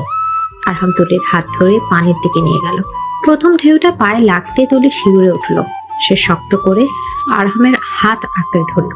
আস্তে আস্তে তারা কোমর সমান পানিতে নামলো। তুলি ভয়ে আরহামের সাথে একদম লেপ্টে আছে। আরহামের এক হাত তুলির কোমরে, অন্য হাত দিয়ে সে পানির ঝাপটা সামলাচ্ছে। হঠাৎ একটা বিশাল ঢেউ এলো। তুলি ভয়ে চিৎকার করে আরহামের বুকে মুখ লুকালো। আরহাম তাকে শক্ত করে জড়িয়ে ধরে ঢেউয়ের ধাক্কা সামলালো। ঢেউ চলে যাওয়ার পরেও তুলি আরহামকে ছাড়লো না। তারা দুজন ভিজে একাকার। তুলির পাতলা গাউন ভিজে শরীরের সাথে লেপ্টে আছে। তার ভেজা চুলগুলো আরহামের মুখে রাখছে। আরহামের চশমা ভিজে ঘোলা হয়ে গেছে। সে চশমাটা খুলে সাগরে ছুঁড়ে ফেলে দিল। আপনি চশমা ফেলে দিলেন কেন? ওটা তো দামি ছিল। কারণ এখন আমি যা দেখতে চাই তার জন্য চশমার দরকার নেই। আমার সামনেই পৃথিবীর সবচেয়ে সুন্দর দৃশ্য আছে। আরহামের দৃষ্টি তুলির চোখের উপর নিবদ্ধ। তার চোখে একদম আদিম নেশা। তুলি সেই দৃষ্টির অর্থ বুঝতে পারল। তার গাল গরম হয়ে উঠল। আরহাম ধীরে ধীরে তার মুখটা তুলির মুখের কাছে নিয়ে এলো। সমুদ্রের গর্জন ছাপিয়ে তুলি শুধু নিজের হৃৎপিণ্ডের ধপধপ শব্দ শুনতে পাচ্ছে। সবাই দেখছে। দেখুক, আজ আমি কাউকে পরোয়া করি না। আরহাম আলতো করে তুলির ভেজা কপালে চুমু খেলো। তারপর তার ঠোঁটে নেমে এলো তুলির চোখের পাতায়, তারপর গালে। তুলি চোখ বন্ধ করে ফেললো। তার হাত নিজের অজান্তে আরহামের গলার কাছে উঠে এলো। আরহাম যখন তুলির ঠোঁট স্পর্শ করলো, তখন সময় যেন থমকে গেল। সমুদ্রের ঢেউ তাদের পায়ে আছড়ে পড়ছে, কিন্তু তাদের কোনো খেয়াল নেই। এটা কোনো সিনেমার দৃশ্য নয়, এটা দুটি হৃদয়ের মিলন। তুলি প্রথমে একটু আড়ষ্ট ছিল, কিন্তু আরহামের ভালোবাসার গভীরতায় সে নিজেকে সঁপে দিল। কিছুক্ষণ পর তারা যখন আলাদা হলো, তুলি লজ্জা আরহামের বুকে মুখ লুকালো। আরহাম হাসলো, এক বিজয়ের হাসি। চলো হোটেলে ফিরে যাই। এখানে বেশিক্ষণ থাকলে তোমার ঠান্ডা লেগে যাবে, তখন হানিমুনটা হসপিটাল ডিউটি হয়ে যাবে। হোটেলে ফিরে তারা ফ্রেশ হয়ে নিল। সন্ধ্যা নেমেছে। আজ পূর্ণিমা। আরহাম আগে থেকে হোটেলের ছাদে একটা প্রাইভেট ক্যান্ডেল লাইট ডিনারের ব্যবস্থা করে রেখেছিল। তুলি যখন ছাদে উঠলো সে অবাক হয়ে উঠলো। চারিদিকে মোমবাতি জ্বলছে, বাতাসে গোলাপের সুবাস, মাঝখানে একটা টেবিল সাজানো। ওয়াও, এটা কি আমার জন্য? না, পাশের রুমের পিচ্চি মেয়েটার জন্য। অবশ্যই তোমার জন্য। এসো। আরহাম চেয়ার টেনে তুলিকে বসালো। ওয়েটার খাবার দিয়ে গেল, গলদা চিংড়ি, ক্র্যাব মশলা আর ফ্রাইড রাইস। তুলির পছন্দের সব খাবার। খাওয়ার ফাঁকে ফাঁকে আরহাম তুলির দিকে তাকিয়ে আছে। তুলি, আমি জানি আমাদের বিয়েটা খুব তাড়াহুড়ো করে হয়েছে। তুমি হয়তো এখনো আমাকে পুরোপুরি মেনে নিতে পারোনি, কিন্তু আমি চাই আমরা বন্ধু হই। তুমি কি আমার বন্ধু হবে? আরহাম তার হাতটা বাড়িয়ে দিল। তুলি খাবারের প্লেট থেকে মুখ তুলে তাকালো। আজকের বিকেলে ঘটনার পর তার মনের বরফ অনেকটাই গলে গেছে। সে একটু লজ্জা পেয়ে আরহামের হাতের উপর নিজের হাত রাখলো। বন্ধু হলে কিন্তু আমাকে চকলেট দিতে হবে, আর বকা দেওয়া যাবে না। ডিল। চকলেট পাবে, কিন্তু বকা সেটা ডিপেন্ড করছে তোমার দুষ্টামির ওপর। খাওয়া শেষ। আরহাম পকেট থেকে একটা ছোট্ট মখমলের বাক্স বের করলো। বাক্সটা খুলে তুলির দিকে বাড়িয়ে দিল। ভেতরে একটা হীরের নোজপিন জ্বলজ্বল করছে। এটা এটা কি? তোমার জন্য। আমার মনে হলো তোমার ওই ছোট নাকটা এটা খুব মানাবে, পরবে। তুলি মুগ্ধ হয়ে নাকফুলটার দিকে তাকিয়ে রইল। সে মাথা নেড়ে সায় দিল। আরহাম উঠে এসে তুলির পাশে দাঁড়ালো। সে খুব সাবধানে তুলির নাকে নাকফুলটা পরিয়ে দিল। পরনের পর সে তুলির চিবুক ধরে মুখটা একটু উঁচুতে তুলল। পারফেক্ট। এখন তোমাকে একদম আমার ডাক্তার গিন্নি মনে হচ্ছে। তুলি আয়নায় নিজেকে দেখলো। হীরের নাকফুলটা তার সৌন্দর্যের নতুন মাত্রা যোগ করেছে। সে খুশিতে আরহামকে জড়িয়ে ধরলো। থ্যাংক ইউ, আপনি অনেক ভালো। আরহাম অবাক হলো, কিন্তু খুশিও হলো। এই প্রথম তুলি তাকে নিচ থেকে জড়িয়ে ধরেছে। সেও আলতো করে তুলিকে জড়িয়ে ধরলো, কিন্তু এই সুখের মুহূর্ত বেশিক্ষণ স্থায়ী হলো না। তুলি ফোনটা টেবিলের উপর ভাইব্রেট করছে। স্ক্রিনে ভেসে উঠছে একটা অচেনা নম্বর। তুলি আরহামকে ছেড়ে ফোনটা হাতে নিল। কে ফোন দিল এত রাতে? হ্যালো? ওপাশ থেকে একটা পরিচিত কিন্তু বিরক্তিকর গলা ভেসে এলো। কি রে তুলি, হানিমুন কেমন কাটছে? খুব ফুর্তিতে আছিস মনে হচ্ছে। তুলির মেজাজটাই খারাপ হয়ে গেল।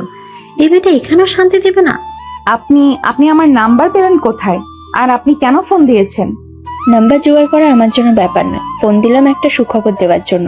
আমি এখন কক্সবাজারেই আছি, তোদের হোটেলে, রুম নাম্বার 304। তুলের হাত থেকে ফোনটা প্রায় পড়ে যাচ্ছিল। শাইলা এখানে? আরহাম তো বারণ করেছিল। মানে আপনি এখানে কেন? আরহাম জানে?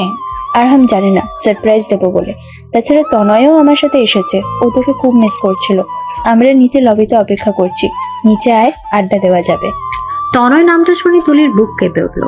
তনয় যদি এখানে এসে কোনো ঝামেলা করে আরহাম খুব রেগে যাবে। আরহাম তনয়কে সহ্য করতে পারে না। তুলি ভয়ে আরহামের দিকে তাকালো। আরহাম তখন ওয়েটারকে বিল মিটিয়ে দিচ্ছে। সে কিছু শুনতে পায়নি। আপনারা প্লিজ চলে যান, আরহাম দেখলে খুব রেগে যাবে। প্লিজ কোনো ঝামেলা করবেন না। আরে চিল কর, আমরা তো জাস্ট ফ্রেন্ড হিসেবে এসেছি। তুই যদি নিচে না আসিস তাহলে আমরাই ওপরে আসছি। তনয় তো এখনই রুমের দিকে দৌড়াতে চাইছে। ফোনটা কেটে গেল। তুলির হাত পা ঠান্ডা হয়ে আসছে। সে যে কি করবে বুঝতে পারছে না। আরহাম তার দিকে এগিয়ে এলো। কি হয়েছে তুলি? কার ফোন ছিল? তোমার মুখটা হঠাৎ ফ্যাকাশে হয়ে গেল কেন? না মানে রং নাম্বার ছিল। আমার ঘুম পাচ্ছে, চলুন রুমে যাই। তুলি তোত্তামি করছে। আরহাম ডাক্তার, সে মানুষের চোখ দেখে বুঝতে পারে কিছু একটা লুকাচ্ছে। সে সন্দেহজনক দৃষ্টিতে তুলির দিকে তাকালো। রং নাম্বার দেখে কেউ এত ভয় পায় না। সত্যটা বলো, কে ফোন করেছিল? তুলি কিছু বলার আগে তাদের রুমের দরজায় তারা তখনও ছাদে থেকে নামে, কিন্তু সিনারি অনুযায়ী তারা রুমের দিকে যাওয়ার পথে করিডোরে বা লিফটের সামনে সিনতে হবে। ধরা যাক তারা রুমে ফিরছে। তারা লিফট দিয়ে নিচে তাদের ফ্লোরে নামলো। করিডোর দিয়ে রুমের দিকে এগোতে দেখলো তাদের রুমের দরজার সামনে শায়লা দাঁড়িয়ে আছে, আর তার পাশে দাঁড়িয়ে আছে তনয়, তুলির সেই ক্লাসমেট, হাতে একতোড়া লাল গোলাপ। আরহাম থমকে দাঁড়ালো। তার ঝোয়াল শক্ত হয়ে গেল। চোখের দৃষ্টিতে নেমে এলো এক হিমশীতল রাগ। তুলি আরহামের হাতের মুঠা শক্ত হয়ে যেতে দেখলো। হাই আরহাম ভাইয়া, সারপ্রাইজ। আমরা ভাবলাম তোমরা বোর হচ্ছ, তাই কোম্পানি দিতে চলে এলাম। হাই তুলি, লং টাইম নো সি। তোমার বিয়ের দাওয়াত তো পেলাম না, তাই ভাবলাম হানিমুনে উইশ করে যাই। এই নাও ফুল। তবে হাসতে হাসতে ফুলের তোলাটা তুলির দিকে বাড়িয়ে দিল। আরহাম এক ঝটকায় টনের হাত থেকে ফুলগুলো কেড়ে নিয়ে ফ্লোরে ছুঁড়ে ফেলে দিল। করিডোরে পিন পতন নীরবতা, শালার মুখে শয়তানি হাসি, আর তুলি ভয়ে কাঁপছে। তোমাদের এখানে আসতে কে বলেছে? আরে ভাইয়া, রাগ করছো কেন? তুলি তো তনয়কে লোকেশন পাঠালো। বললো ওর নাকি তোমার সাথে বোরিং লাগছে, তাই বন্ধুদের মিস করছে। শায়লার জঘন্য মিথ্যা শুনে তুলি আকাশ থেকে পড়লো। সে চিৎকার করে উঠতে চাইলো। মিথ্যে কথা, আমি পাঠাইনি আরহাম, বিশ্বাস করো। আমি কিচ্ছু জানি না, ও মিথ্যা বলছে। আরহাম তুলির দিকে তাকাত, তার চোখে অবিশ্বাস আর রাগের মিশ্রণ। কিছুক্ষণ আগে সেই রোমান্টিক মানুষটা যেন নিমিষে অচেনা হয়ে গেছে। শায়লা নিজের ফোন বের করে একটা ফেক চ্যাট দেখালো আরহামকে। এই দেখো ভাইয়া, তুলির নাম্বার থেকে মেসেজ এসেছে। Tanay please come, I am bored with this old man. Old man শব্দটা আরহামের এগুতে লাগলো। সে তুলির দিকে তাকাল, যে কিনা কান্নায় ভেঙে পড়েছে। তুলি রুমে যাও এখনই। কিন্তু আরহাম, আমি বললাম রুমে যাও। আরহামের চিৎকারে তুলি কেঁপে উঠলো। সে দৌড়ে রুমে ঢুকে দরজা বন্ধ করে দিল। আরহাম এবার তনয় আর শায়লার দিকে ফিরল। শাইলা, তুমি আমার কাজিন বলে এখনো সম্মান দিয়ে কথা বলছি। আর এই ছেলে, তুমি যদি আগামী 5 মিনিটের মধ্যে এই হোটেল থেকে বের না হও, তবে আমি সিকিউরিটি ডেকে তোমাকে পুলিশে দেব। আর হ্যাঁ, আমার বউয়ের নামে যদি আরেকটা বাজে কথা শুনি, তবে তোমার জিহ্বা আমি টেনে ছিঁড়ে ফেলবো। Get lost. আরহামের রৌদ্র মূর্তি দেখে তনয় ভয় পেয়ে গেল। সে আমতামতা করতে লাগলো। সারা বুঝতে পারলো আরহামকে এখনো ঘাটানো ঠিক হবে না। ঠিক আছে ভাইয়া, আমরা অন্য হোটেলে যাচ্ছি, কিন্তু সত্যটা মেনে নেওয়া শেখো। তুলি তোমাকে ভালোবাসে না, ও বাচ্চা মেয়ে, ওর পছন্দ তনয়কে। শায়লা আর তনয় চলে গেল। আরহাম করিডোরে একা দাঁড়িয়ে রইল। তার মাথার রক দপ দপ করছে। শায়লার দেখানো চেয়ারটা কি সত্যি? তুলি কি আসলে তাকে গোল্ড ম্যান মনে করে, নাকি এটা শায়লার চাল?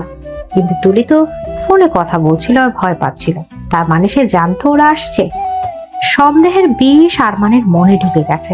সে ধীর পায়ে রুমে ঢুকলো। রুমটা অন্ধকার। তুলি ব্যালকনিতে দাঁড়িয়ে কাঁদছে। আরহাম আলো না জ্বেলে সোফায় বসলো। তনয়কে কি তুমি লোকেশনে পাঠিয়েছিলে? অন্ধকারের ভেতর থেকে আরহামের প্রশ্নটা চাবুকের মতো এলো। তুলি ঘুরে দাঁড়ালো। না, আমি পাঠাইনি। আপনি আমাকে বিশ্বাস করছেন না? একটু আগেই না বললেন আপনি আমার বন্ধু? বন্ধুর উপর বিশ্বাস নেই? বিশ্বাস অর্জন করতে হয় তুলি। শাইলা প্রমাণ দেখিয়েছে। আর আমার চোখের পানি কোনো প্রমাণ নেই? ওই শায়লা একটা ডাইনি, ও সব সাজিয়েছে। আপনি ডাক্তার হয়ে এত বোকা কেন? একটা ফেক মেসেজ দেখে আমাকে সন্দেহ করছেন? তুলি রাগে দুঃখে আরহামের সামনে এসে দাঁড়ালো। সে আরহামের কলার চেপে ধরলো। আমার চোখের দিকে তাকিয়ে বলুন, আপনি আমাকে অবিশ্বাস করেন? সমুদ্রের পাড়ে যা বলেছিলেন সব কি মিথ্যা ছিল? আরহাম তুলির হাতটা সরিয়ে দিয়ে উঠে দাঁড়ালো। সে কোনো উত্তর দিল না। সে ওয়াশরুমে ঢুকে দরজা বন্ধ করে দিল। তুলি ফ্লোরে বসে কান্নায় ভেঙে পড়লো। একটু আগে স্বপ্নপুরি এখন নরক মনে হচ্ছে। শায়লার চাল সফল হয়েছে।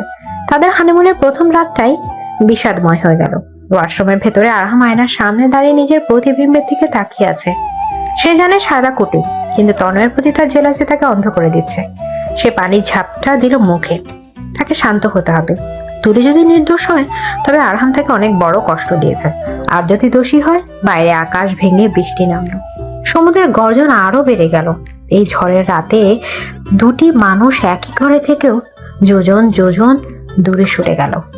বাইরে আকাশ ফুঁসছে। বাতাসের দাপটে হোটেলের জানালার কাঁচগুলো থর থর করে কাঁপছে। সমুদ্রের গর্জন এখন যেন কান্নার মতো শোনাচ্ছে।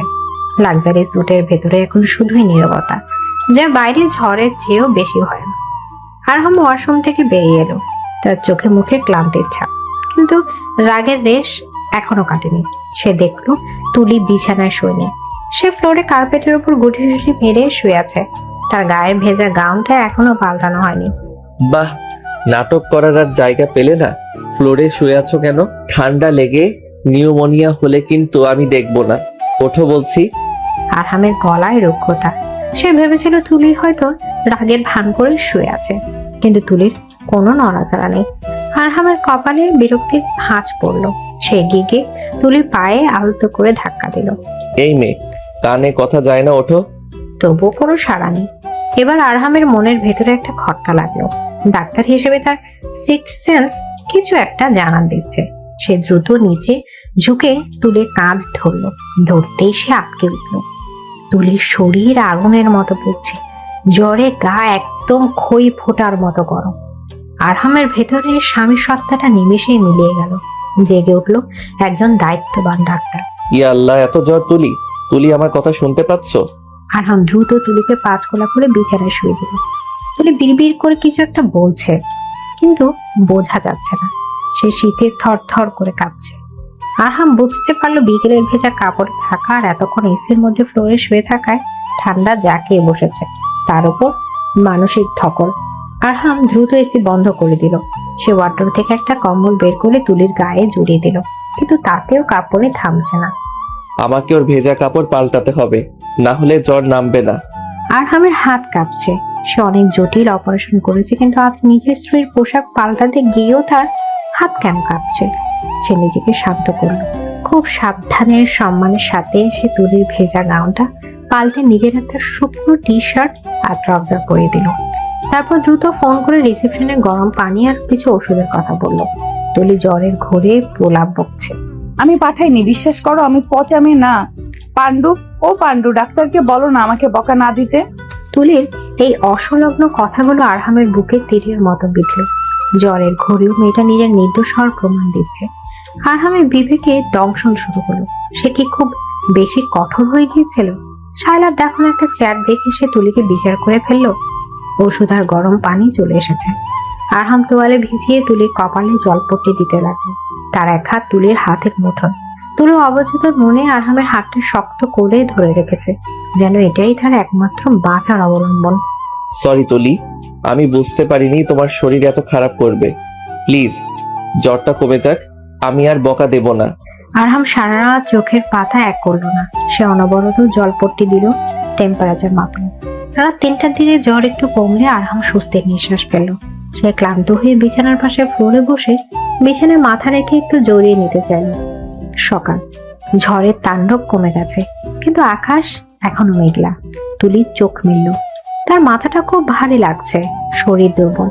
সে দেখলো সে বিছানায় শুয়ে আছে, আর তার হাত কারো হাতের মুঠে বন্ধ। সে পাশ ফিরে দেখলো আরহাম ফ্লোরে বসে বিছানায় মাথা রেখে ঘুমিয়ে আছে। তার এক হাত তুলির কপালে রাখা। তুলির মনে পড়ে গেল গত রাতের কথা। তনয়, শায়লা, আরহামের অবিশ্বাস চিৎকার। তার চোখে আবার জলে ভরে উঠল। সে আস্তে করে নিজের হাতটা আরহামের মুঠো থেকে ছাড়িয়ে নিল। আরহামের ঘুম খুব পাতলা। সামান্য নড়াচড়াতেই সে জেগে উঠল। তুলি, তুমি উঠেছো? এখন কেমন লাগছে? মাথা ব্যথা আছে? আরহাম ব্যস্ত হয়ে তুলির কপালের হাত দিতে গেল। তুলি এক ঝটকায় আরহামের হাত সরিয়ে দিল। আমার গায়ে হাত দিবেন না, একদম না। আরহাম থমকে গেল। তুলির চোখে আগুন। গত রাতে সেই ভয় পাওয়া মেয়েটা এখন বাঘিনীর মতো ফুঁসছে। তুলি, আমি শুধু টেম্পারেচার চেক করছিলাম। কাল রাতে তোমার 104 ডিগ্রি জ্বর ছিল। আমি ভয় পেয়ে গিয়েছিলাম। ভয় পেয়েছিলেন কেন? আমি মরে গেলে তো আপনারই ভালো হতো। শায়লা আপুকে বিয়ে করতে পারতেন, আমাকে কেন বাঁচালেন? বাজে কথা বলো না। আমি ডাক্তার, আমার কাজ জীবন বাঁচানো। আর তুমি আমার স্ত্রী। স্ত্রী? যে স্বামী তার স্ত্রীকে বিশ্বাস করে না, সামান্য একটা মেসেজ দেখে বিচার করে ফেলে, তার মুখে স্ত্রীর কথা মানায় না। আপনি আমাকে অপমান করেছেন তনয়ের সামনে, শায়লা আপুর সামনে। আমি আর থাকবো না এখানে, আমি বাড়ি যাবো এক্ষুনি। তুলি টলমল পায়ে বিছানা থেকে নামার চেষ্টা করলো, কিন্তু দুর্বলতার কারণে সে পড়ে যাচ্ছিল। আরহাম খপ করে তাকে ধরে ফেলল। পাগলামি করো না। তুমি দাঁড়াতে পারছো না, আগে সুস্থ হও, তারপর যেখানে খুশি যেও। আর ওই মেসেজের ব্যাপারে। আরহাম পকেট থেকে তুলির ফোনটা বের করলো। গত রাতে তুলি যখন ঘুমাচ্ছিল, আরহাম ফোনটা চেক করছিল। সে তুলির থেকে ফোনটা বাড়িয়ে দিল। আমি কাল রাতে তোমার ফোন চেক করেছি। তোমার ফোন থেকে তনয়ের নাম্বারে কোনো মেসেজ যায়নি। সেন্ড ফোল্ডার, ট্র্যাশ বিন সব চেক করেছি। আমি অপারেটরে কল করে কল লিস্টও ভেরিফাই করেছি। শায়লা আমাকে যেটা দেখিয়েছে সেটা এডিটেড ছিল বা ফেক অ্যাপ দিয়ে তৈরি। তুলি ফোনটার দিকে তাকালো না। সে আরহামের চোখের দিকে তাকিয়ে রইল। প্রমাণ পাওয়ার পর বিশ্বাস করলেন? এটাই কি ভালোবাসা? ভালোবাসা মানে তো অন্ধবিশ্বাস। আপনি তো আমাকে চেনেন আমি কেমন। আমি কি তনয়কে মেসেজ পাঠানোর মতো মেয়ে? আমি জানি তুলি, কিন্তু আমি জেলাস ছিলাম। তোমাকে অন্য ছেলের সাথে দেখলে আমার মাথা ঠিক থাকে না। আর তনয় ছেলেটা তোমাকে পছন্দ করে, এটা আমি সহ্য করতে পারি না। তাই রাগের মাথায় আমি হিতাহিত জ্ঞান হারিয়ে ফেলেছিলাম। I am sorry. আরহামের মতো একজন গম্ভীর অহংকারে মানুষ মাথা নিচু করে সরি বলছে, এটা বিরল দৃশ্য। কিন্তু তুলির অভিমান এত সহজে গড়ে যাওয়ার নয়। সরি বললেই সব ঠিক হয়ে যায়? আমার মনের ভেতরে যে কষ্টটা দিয়েছেন সেটা কি সরি দিয়ে মুছবে? আমি আপনার সাথে কথা বলবো না, যান এখান থেকে। তুলি মুখ ঘুরিয়ে বসে রইল। আরহাম বুঝতে পারলো ওষুধে কাজ হবে না, এখন অন্য থেরাপি লাগবে। সে চুপচাপ রুম থেকে বেরিয়ে গেল। তুলি ভাবলো আরহাম হয়তো রেগে গেল। সে বালিশের মুখ গুজে কাঁদতে লাগলো। ঘন্টাখানেক পর দরজায় নক হলো। তুলি সাড়া দিল না। হঠাৎ রুমের ভেতরে গিটারের টুংটাং শব্দ শোনা গেল। তুলি অবাক হয়ে মুখ তুললো, দেখলো আরহাম হাতে একটা গিটার নিয়ে দাঁড়িয়ে আছে। তার পরনে একটা ক্যাজুয়াল শার্ট, মুখে সেই চিরচেনা গম্ভীর ভাবটা নেই, বরং একটা লাজুক হাসি। আপনি আপনি গিটারও বাজাতে পারেন? মাল্টি ট্যালেন্টেড ডাক্তার, কিন্তু শ্রোতা যদি মুখ গোমরা করে থাকে তবে সুর আসে না। আরহাম গিটার বাজিয়ে বেসুরো গলায় গাইতে শুরু করলো। ও আমার পিচ্ছি বউ, রাগ করে থেকো না আর, ভুল করেছি আমি, দেব না আর তোমায় ঠাড়। আরহামের গান শুনে তুলির কাল্লার মধ্যেও হাসি পেয়ে গেল। গানের লিরিক্সের কোনো মাথা মুন্ড নেই, আর আরহামের গলা কাকের মতো কর্কশ। থামুন থামুন, আমার জ্বর আবার বেড়ে যাবে আপনার গান শুনে। এত বাজে গান কেউ গায়? হার দেবেন না মানে কি? মানে তোমাকে আর কষ্ট দেব না, হাড় মাংস আলাদা করব না, ছন্দ মেলানোর জন্য বলেছি। হাসি এসেছে? আরহাম গিটার রেখে বিছানার পাশে বসলো। সে পকেট থেকে একটা বিশাল ডেইরি মিল্ক সিল্ক বের করলো। শান্তির প্রস্তাব গ্রহণ করা হবে কি? চকলেট নিচ্ছি মানে এই না যে ক্ষমা করেছি, আপনাকে শাস্তি পেতে হবে। কবুল। কি শাস্তি? কান ধরে উঠবস করতে হবে নাকি ইনজেকশন নিতে হবে? হুম, আপনাকে আপনাকে আমাকে কোলে করে সমুদ্রের পাড়ে নিয়ে যেতে হবে। আমি হাঁটতে পারছি না, কিন্তু সমুদ্র দেখতে চাই। আরহাম হাসলো। সে উঠে দাঁড়িয়ে মিলিটারি কায়দায় সেলিট দিল। হুকুম মহারানী। আরহাম তুলিকে পাজাগুলা করে কোলে তুলে নিল। তুলি আরহামের গলায় জড়িয়ে ধরল। তার শরীরের জ্বর এখনো পুরোপুরি যায়নি, কিন্তু মনের জ্বর কমে গেছে। আরহাম তাকে নিয়ে ব্যালকনিতে এলো। সেখানে দুটো আরামদায়ক চেয়ার পাতা আছে। আরহাম তুলিকে চেয়ারে না বসে নিজের কোলে বসিয়ে রাখলো। আমাকে চেয়ারে বসান, কেউ দেখে ফেলবে। দেখুক আমার বউ, আমি যেখানে খুশি বসাবো। শোনো তুলি, শাইলার ব্যাপারে আমি ব্যবস্থা নিয়েছি। কি ব্যবস্থা? আমি সকালে শাইলার বাবাকে, মানে আমার ছোট চাচাকে ফোন করেছিলাম, পুরো ঘটনা জানিয়েছি। চাচা খুব রেগে গেছেন। শাইলা আর তনয়কে আজ বিকেলের ফ্লাইটেই ঢাকা পাঠিয়ে দেওয়া হচ্ছে। আর আমি শাইলাকে বলে দিয়েছি আমাদের চোখের সামনে যেন আর কোনোদিন না আসে।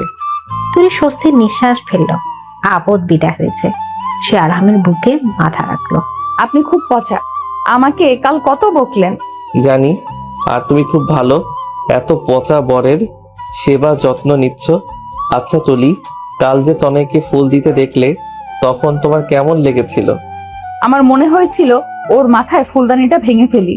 আপনি ছাড়া অন্য কেউ আমাকে ফুল দেবে কেন? ফুল তো শুধু বরের অধিকার। তুলির সেই সহজ স্বীকারোক্তিতে আরহাম মুগ্ধ হয়ে গেল। সে তুলির চিবুক ধরে মুখটা নিজের দিকে ফেরালো। তাহলে এই বরের দেওয়া ফুলটা গ্রহণ করো। আরহাম তার শার্টের পকেট থেকে একটা লাল গোলাপ বের করলো। সে কখন এটা লুকিয়ে রেখেছিল তুলি টেরই পায়নি। এটা এটা প্লাস্টিকের না তো? না, অরিজিনাল। ঘ্রাণ নিয়ে দেখো। তুলি ফুলের ঘ্রাণ নিল। আরহাম মুগ্ধ দৃষ্টিতে তাকিয়ে আছে। ঝড়ের পরে প্রকৃতি কেমন শান্ত আর সুন্দর হয়, তাদের সম্পর্কটাও এখন তেমন স্নিগ্ধ। তুলি, আমি তোমাকে ভালোবাসি। কাল রাতে তোমাকে হারানোর ভয়টা আমাকে পাগল করে দিয়েছিল। আমি চাই না আমাদের মাঝে আর কোনো তৃতীয় ব্যক্তি আসুক। তুলি লজ্জায় লাল হয়ে গেল। সে গোলাপ দিয়ে নিজের মুখ ঢাকলো। আমিও আপনাকে। আমাকে কি ঘৃণা করো? ফুট, ভালোবাসি গাধা ডাক্তার। আরহাম হাসতে হাসতে তুলিকে বুকে জড়িয়ে ধরল। কক্সবাজারের সমুদ্র সাক্ষী হয়ে রইল তাদের খুনসুটি আর ভালোবাসা। পরের 2 দিন তারা ছুটি এনজয় করলো। তুলির শরীরে পুরোপুরি সুস্থ হওয়ার পর আরহাম তাকে নিয়ে প্যারাগ্লাইডিং করলো। যদিও তুলি পুরোটার সময় চোখ বন্ধ করে মা গো বাবা গো বলে চিল্লাচ্ছিল। তারা রাতে বিচে ক্যান্ডেল লাইট ডিনার করলো, শপিং করলো। তুলি ঝিনুক দিয়ে আরহামের নামের অধ্যক্ষর এ লিখলো বালিতে। আরহাম সেটা ছবি তুলে রাখলো। হানিমুন শেষে ঢাকায় ফেরার পালা। বিমানবন্দরে বসে আছে তারা। তুলির মনটা একটু খারাপ। এ কদিনের মুক্ত জীবন ছেড়ে আবার সেই খাঁচায় ফিরতে হবে। আমরা কি এখানেই থেকে যেতে পারি না? তাহলে তোমার কলেজের কি হবে? আর আমার রোগীরা?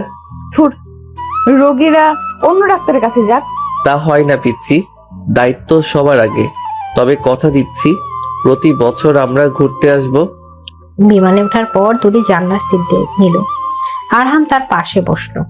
বিমান যখন টেক অফ করলো, তুলি আরহামের হাতটা শক্ত করে ধরল। ঢাকায় ফিরে আসার পর তাদের জীবন আবার স্বাভাবিক ছন্দে চলতে শুরু করলো, কিন্তু একটা পরিবর্তন এসেছে। আরহাম এখন আগের চেয়ে অনেক বেশি সময় দেয় তুলিকে, আর তুলিও এখন আরহামের ছোটখাটো যত্ন নিতে শিখেছে। সকালে টাই গিয়ে দেয়া, মানিব্যাগ গুছিয়ে রাখা, এসব সে নিজ দায়িত্বেই করে। একদিন সন্ধ্যায় তুলি পড়ছে, আরহাম ল্যাপটপ কাজ করছে।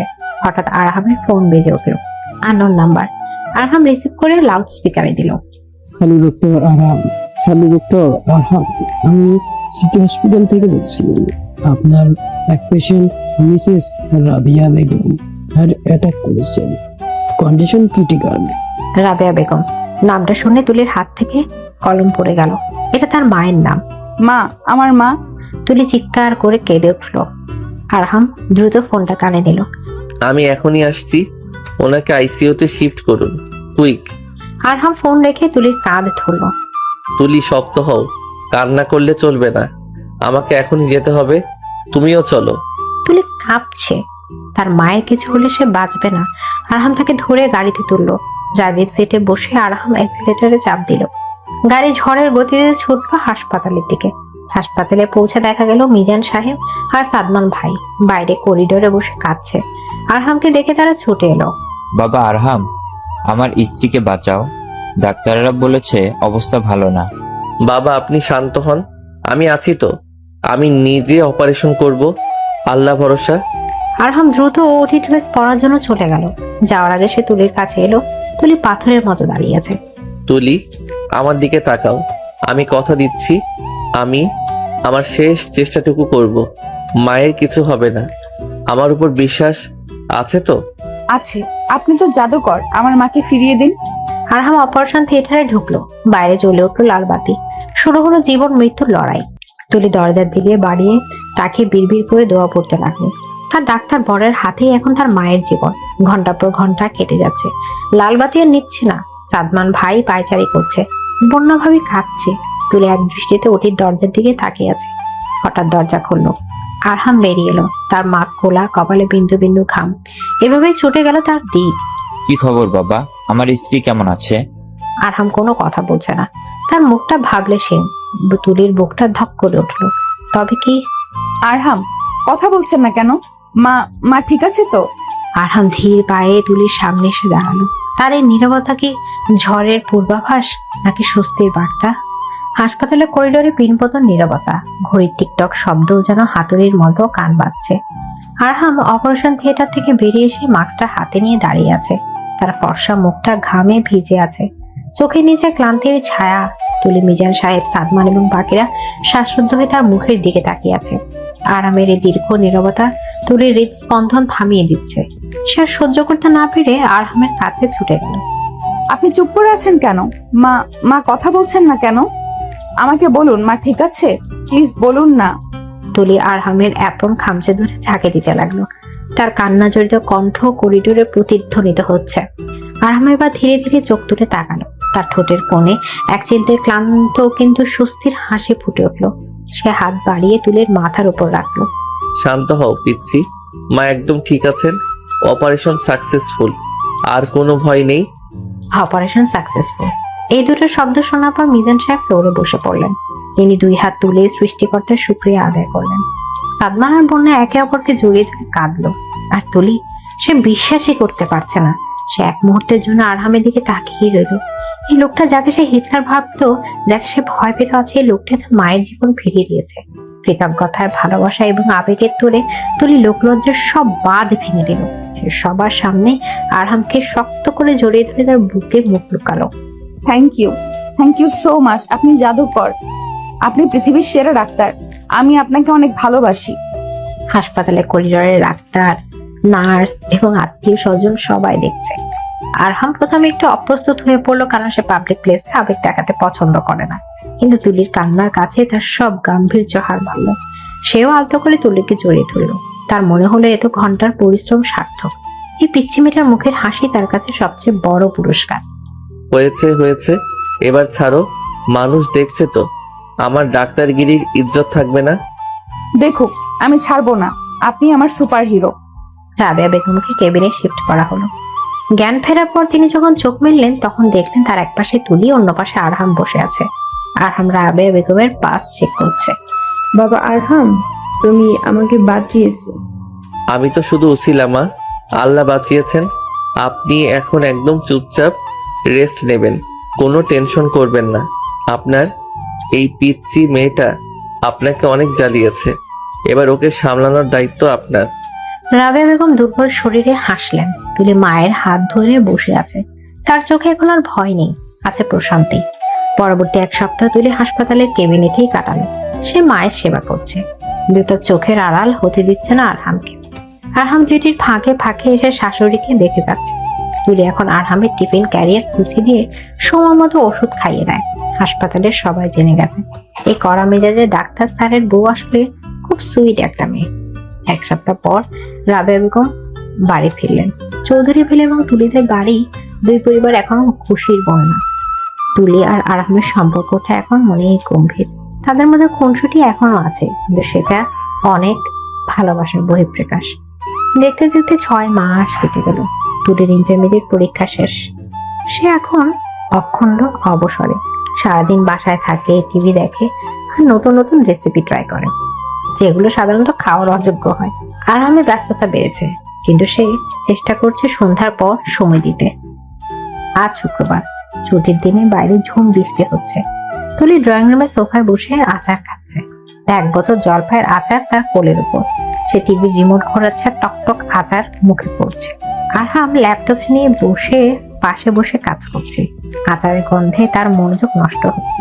তুলি, তুমি সকাল থেকে কতটুকু আচার খেয়েছো? পুরো বোতল তো শেষ করে দিলে। এত টক খেলে তো অ্যাসিডিটি হবে। উফ, আপনি কাজের মধ্যে কথা বলবেন না, আমার খুব ভয় লাগছে। আপনার লাগলে বলুন, দিচ্ছি, কিন্তু খবরদার বকা দেবেন না। আরহাম দীর্ঘশ্বাস পেলে আবার ল্যাপটপে মন দিল, কিন্তু কিছুক্ষণ পর তুলি হঠাৎ মুখ চেপে ধরে ওয়াশরুমের দিকে দৌড় দিল। আরহাম চমকে উঠলো। সে ল্যাপটপ রেখে দ্রুত তুলির পেছনে এলো। তুলি, কি হলো? বমি করছো কেন? তুলি পেছনে অনবরত বমি করছে। তার শরীরটা কয়েকদিন ধরে ভালো যাচ্ছে না। সকালে মাথা ঘুরছিল, এখন বমি। আরহাম উদ্বিগ্ন হয়ে তুলির পিঠে হাত বুলিয়ে দিল। আমার মনে হয় ফুড পয়জনিং হয়েছে। কাল যে ফুচকা খেয়েছিলাম ওটা বাসি ছিল। ইস, আমার পেটটা কেমন করছে। ডাক্তার সাহেব, আমাকে একটা স্যালাইন দিন তো। আরহাম ডাক্তার, সে ফুড পয়জনিং আর অন্য কিছু পার্থক্য বোঝে। সে তুলির লক্ষণগুলো মিলিয়ে দেখলো। টক খাওয়ার প্রবণতা, সকালে দুর্বলতা, বমি বমি ভাব আর মুড সুইং। তার চোখের সামনে একটা সম্ভাবনার আলো জ্বলে উঠলো। সে মুচকি হাসলো, কিন্তু তুলিকে বুঝতে দিল না। ফুচকা থেকেই হয়েছে মনে হয়। চলো বিছানায় চলো, আমি চেক করছি। তুলিকে বিছানায় শুয়ে দিয়ে আরহাম তার পালস চেক করছে, তারপর কিছু বেসিক চেক আপ করলো। তার সন্দেহ ক্রমশ বিশ্বাসে পরিণত হচ্ছে, কিন্তু নিশ্চিত হওয়ার জন্য টেস্ট দরকার। আমি এখনই একটা কিট আনিয়ে নিচ্ছি, টেস্ট করতে হবে। কিসের টেস্ট? করোনার? আমার করোনা হয়নি তো। না, করোনার চেয়েও বড় কিছু। চুপচাপ শুয়ে থাকো। আধা ঘন্টা পর আরহাম হাতে একটা প্রেগনেন্সি টেস্ট কিট নিয়ে বাথরুম থেকে বের হলো। তার মুখে বিজয়ের হাসি। তুলি বিছানায় বসে নখ কামড়াচ্ছে। সে ভাবছে তার বড় কোনো অসুখ হয়েছে। কি হয়েছে? রিপোর্ট পজিটিভ না নেগেটিভ? আমার কি ক্যান্সার হয়েছে? আমি কি মরে যাব? আরহাম ধীর পায়ে এগিয়ে এসে তুলির পাশে বসলো। সে কিটটা টেবিলে রেখে তুলি 2 হাত নিজের হাতের মুঠায় নিল। বোকা মেয়ে, ক্যান্সার হবে কেন? এটা একটা গুড নিউজ। গুড নিউজ মানে? আমার ফুড পয়জনিং ভালো হয়ে গেছে? না রে পাগলি, তুমি মা হতে চলেছ। আমরা বাবা মা হতে চলেছি। আরহামের কথাটা তুলির মস্তিষ্কে পৌঁছাতে কয়েক সেকেন্ড সময় লাগলো।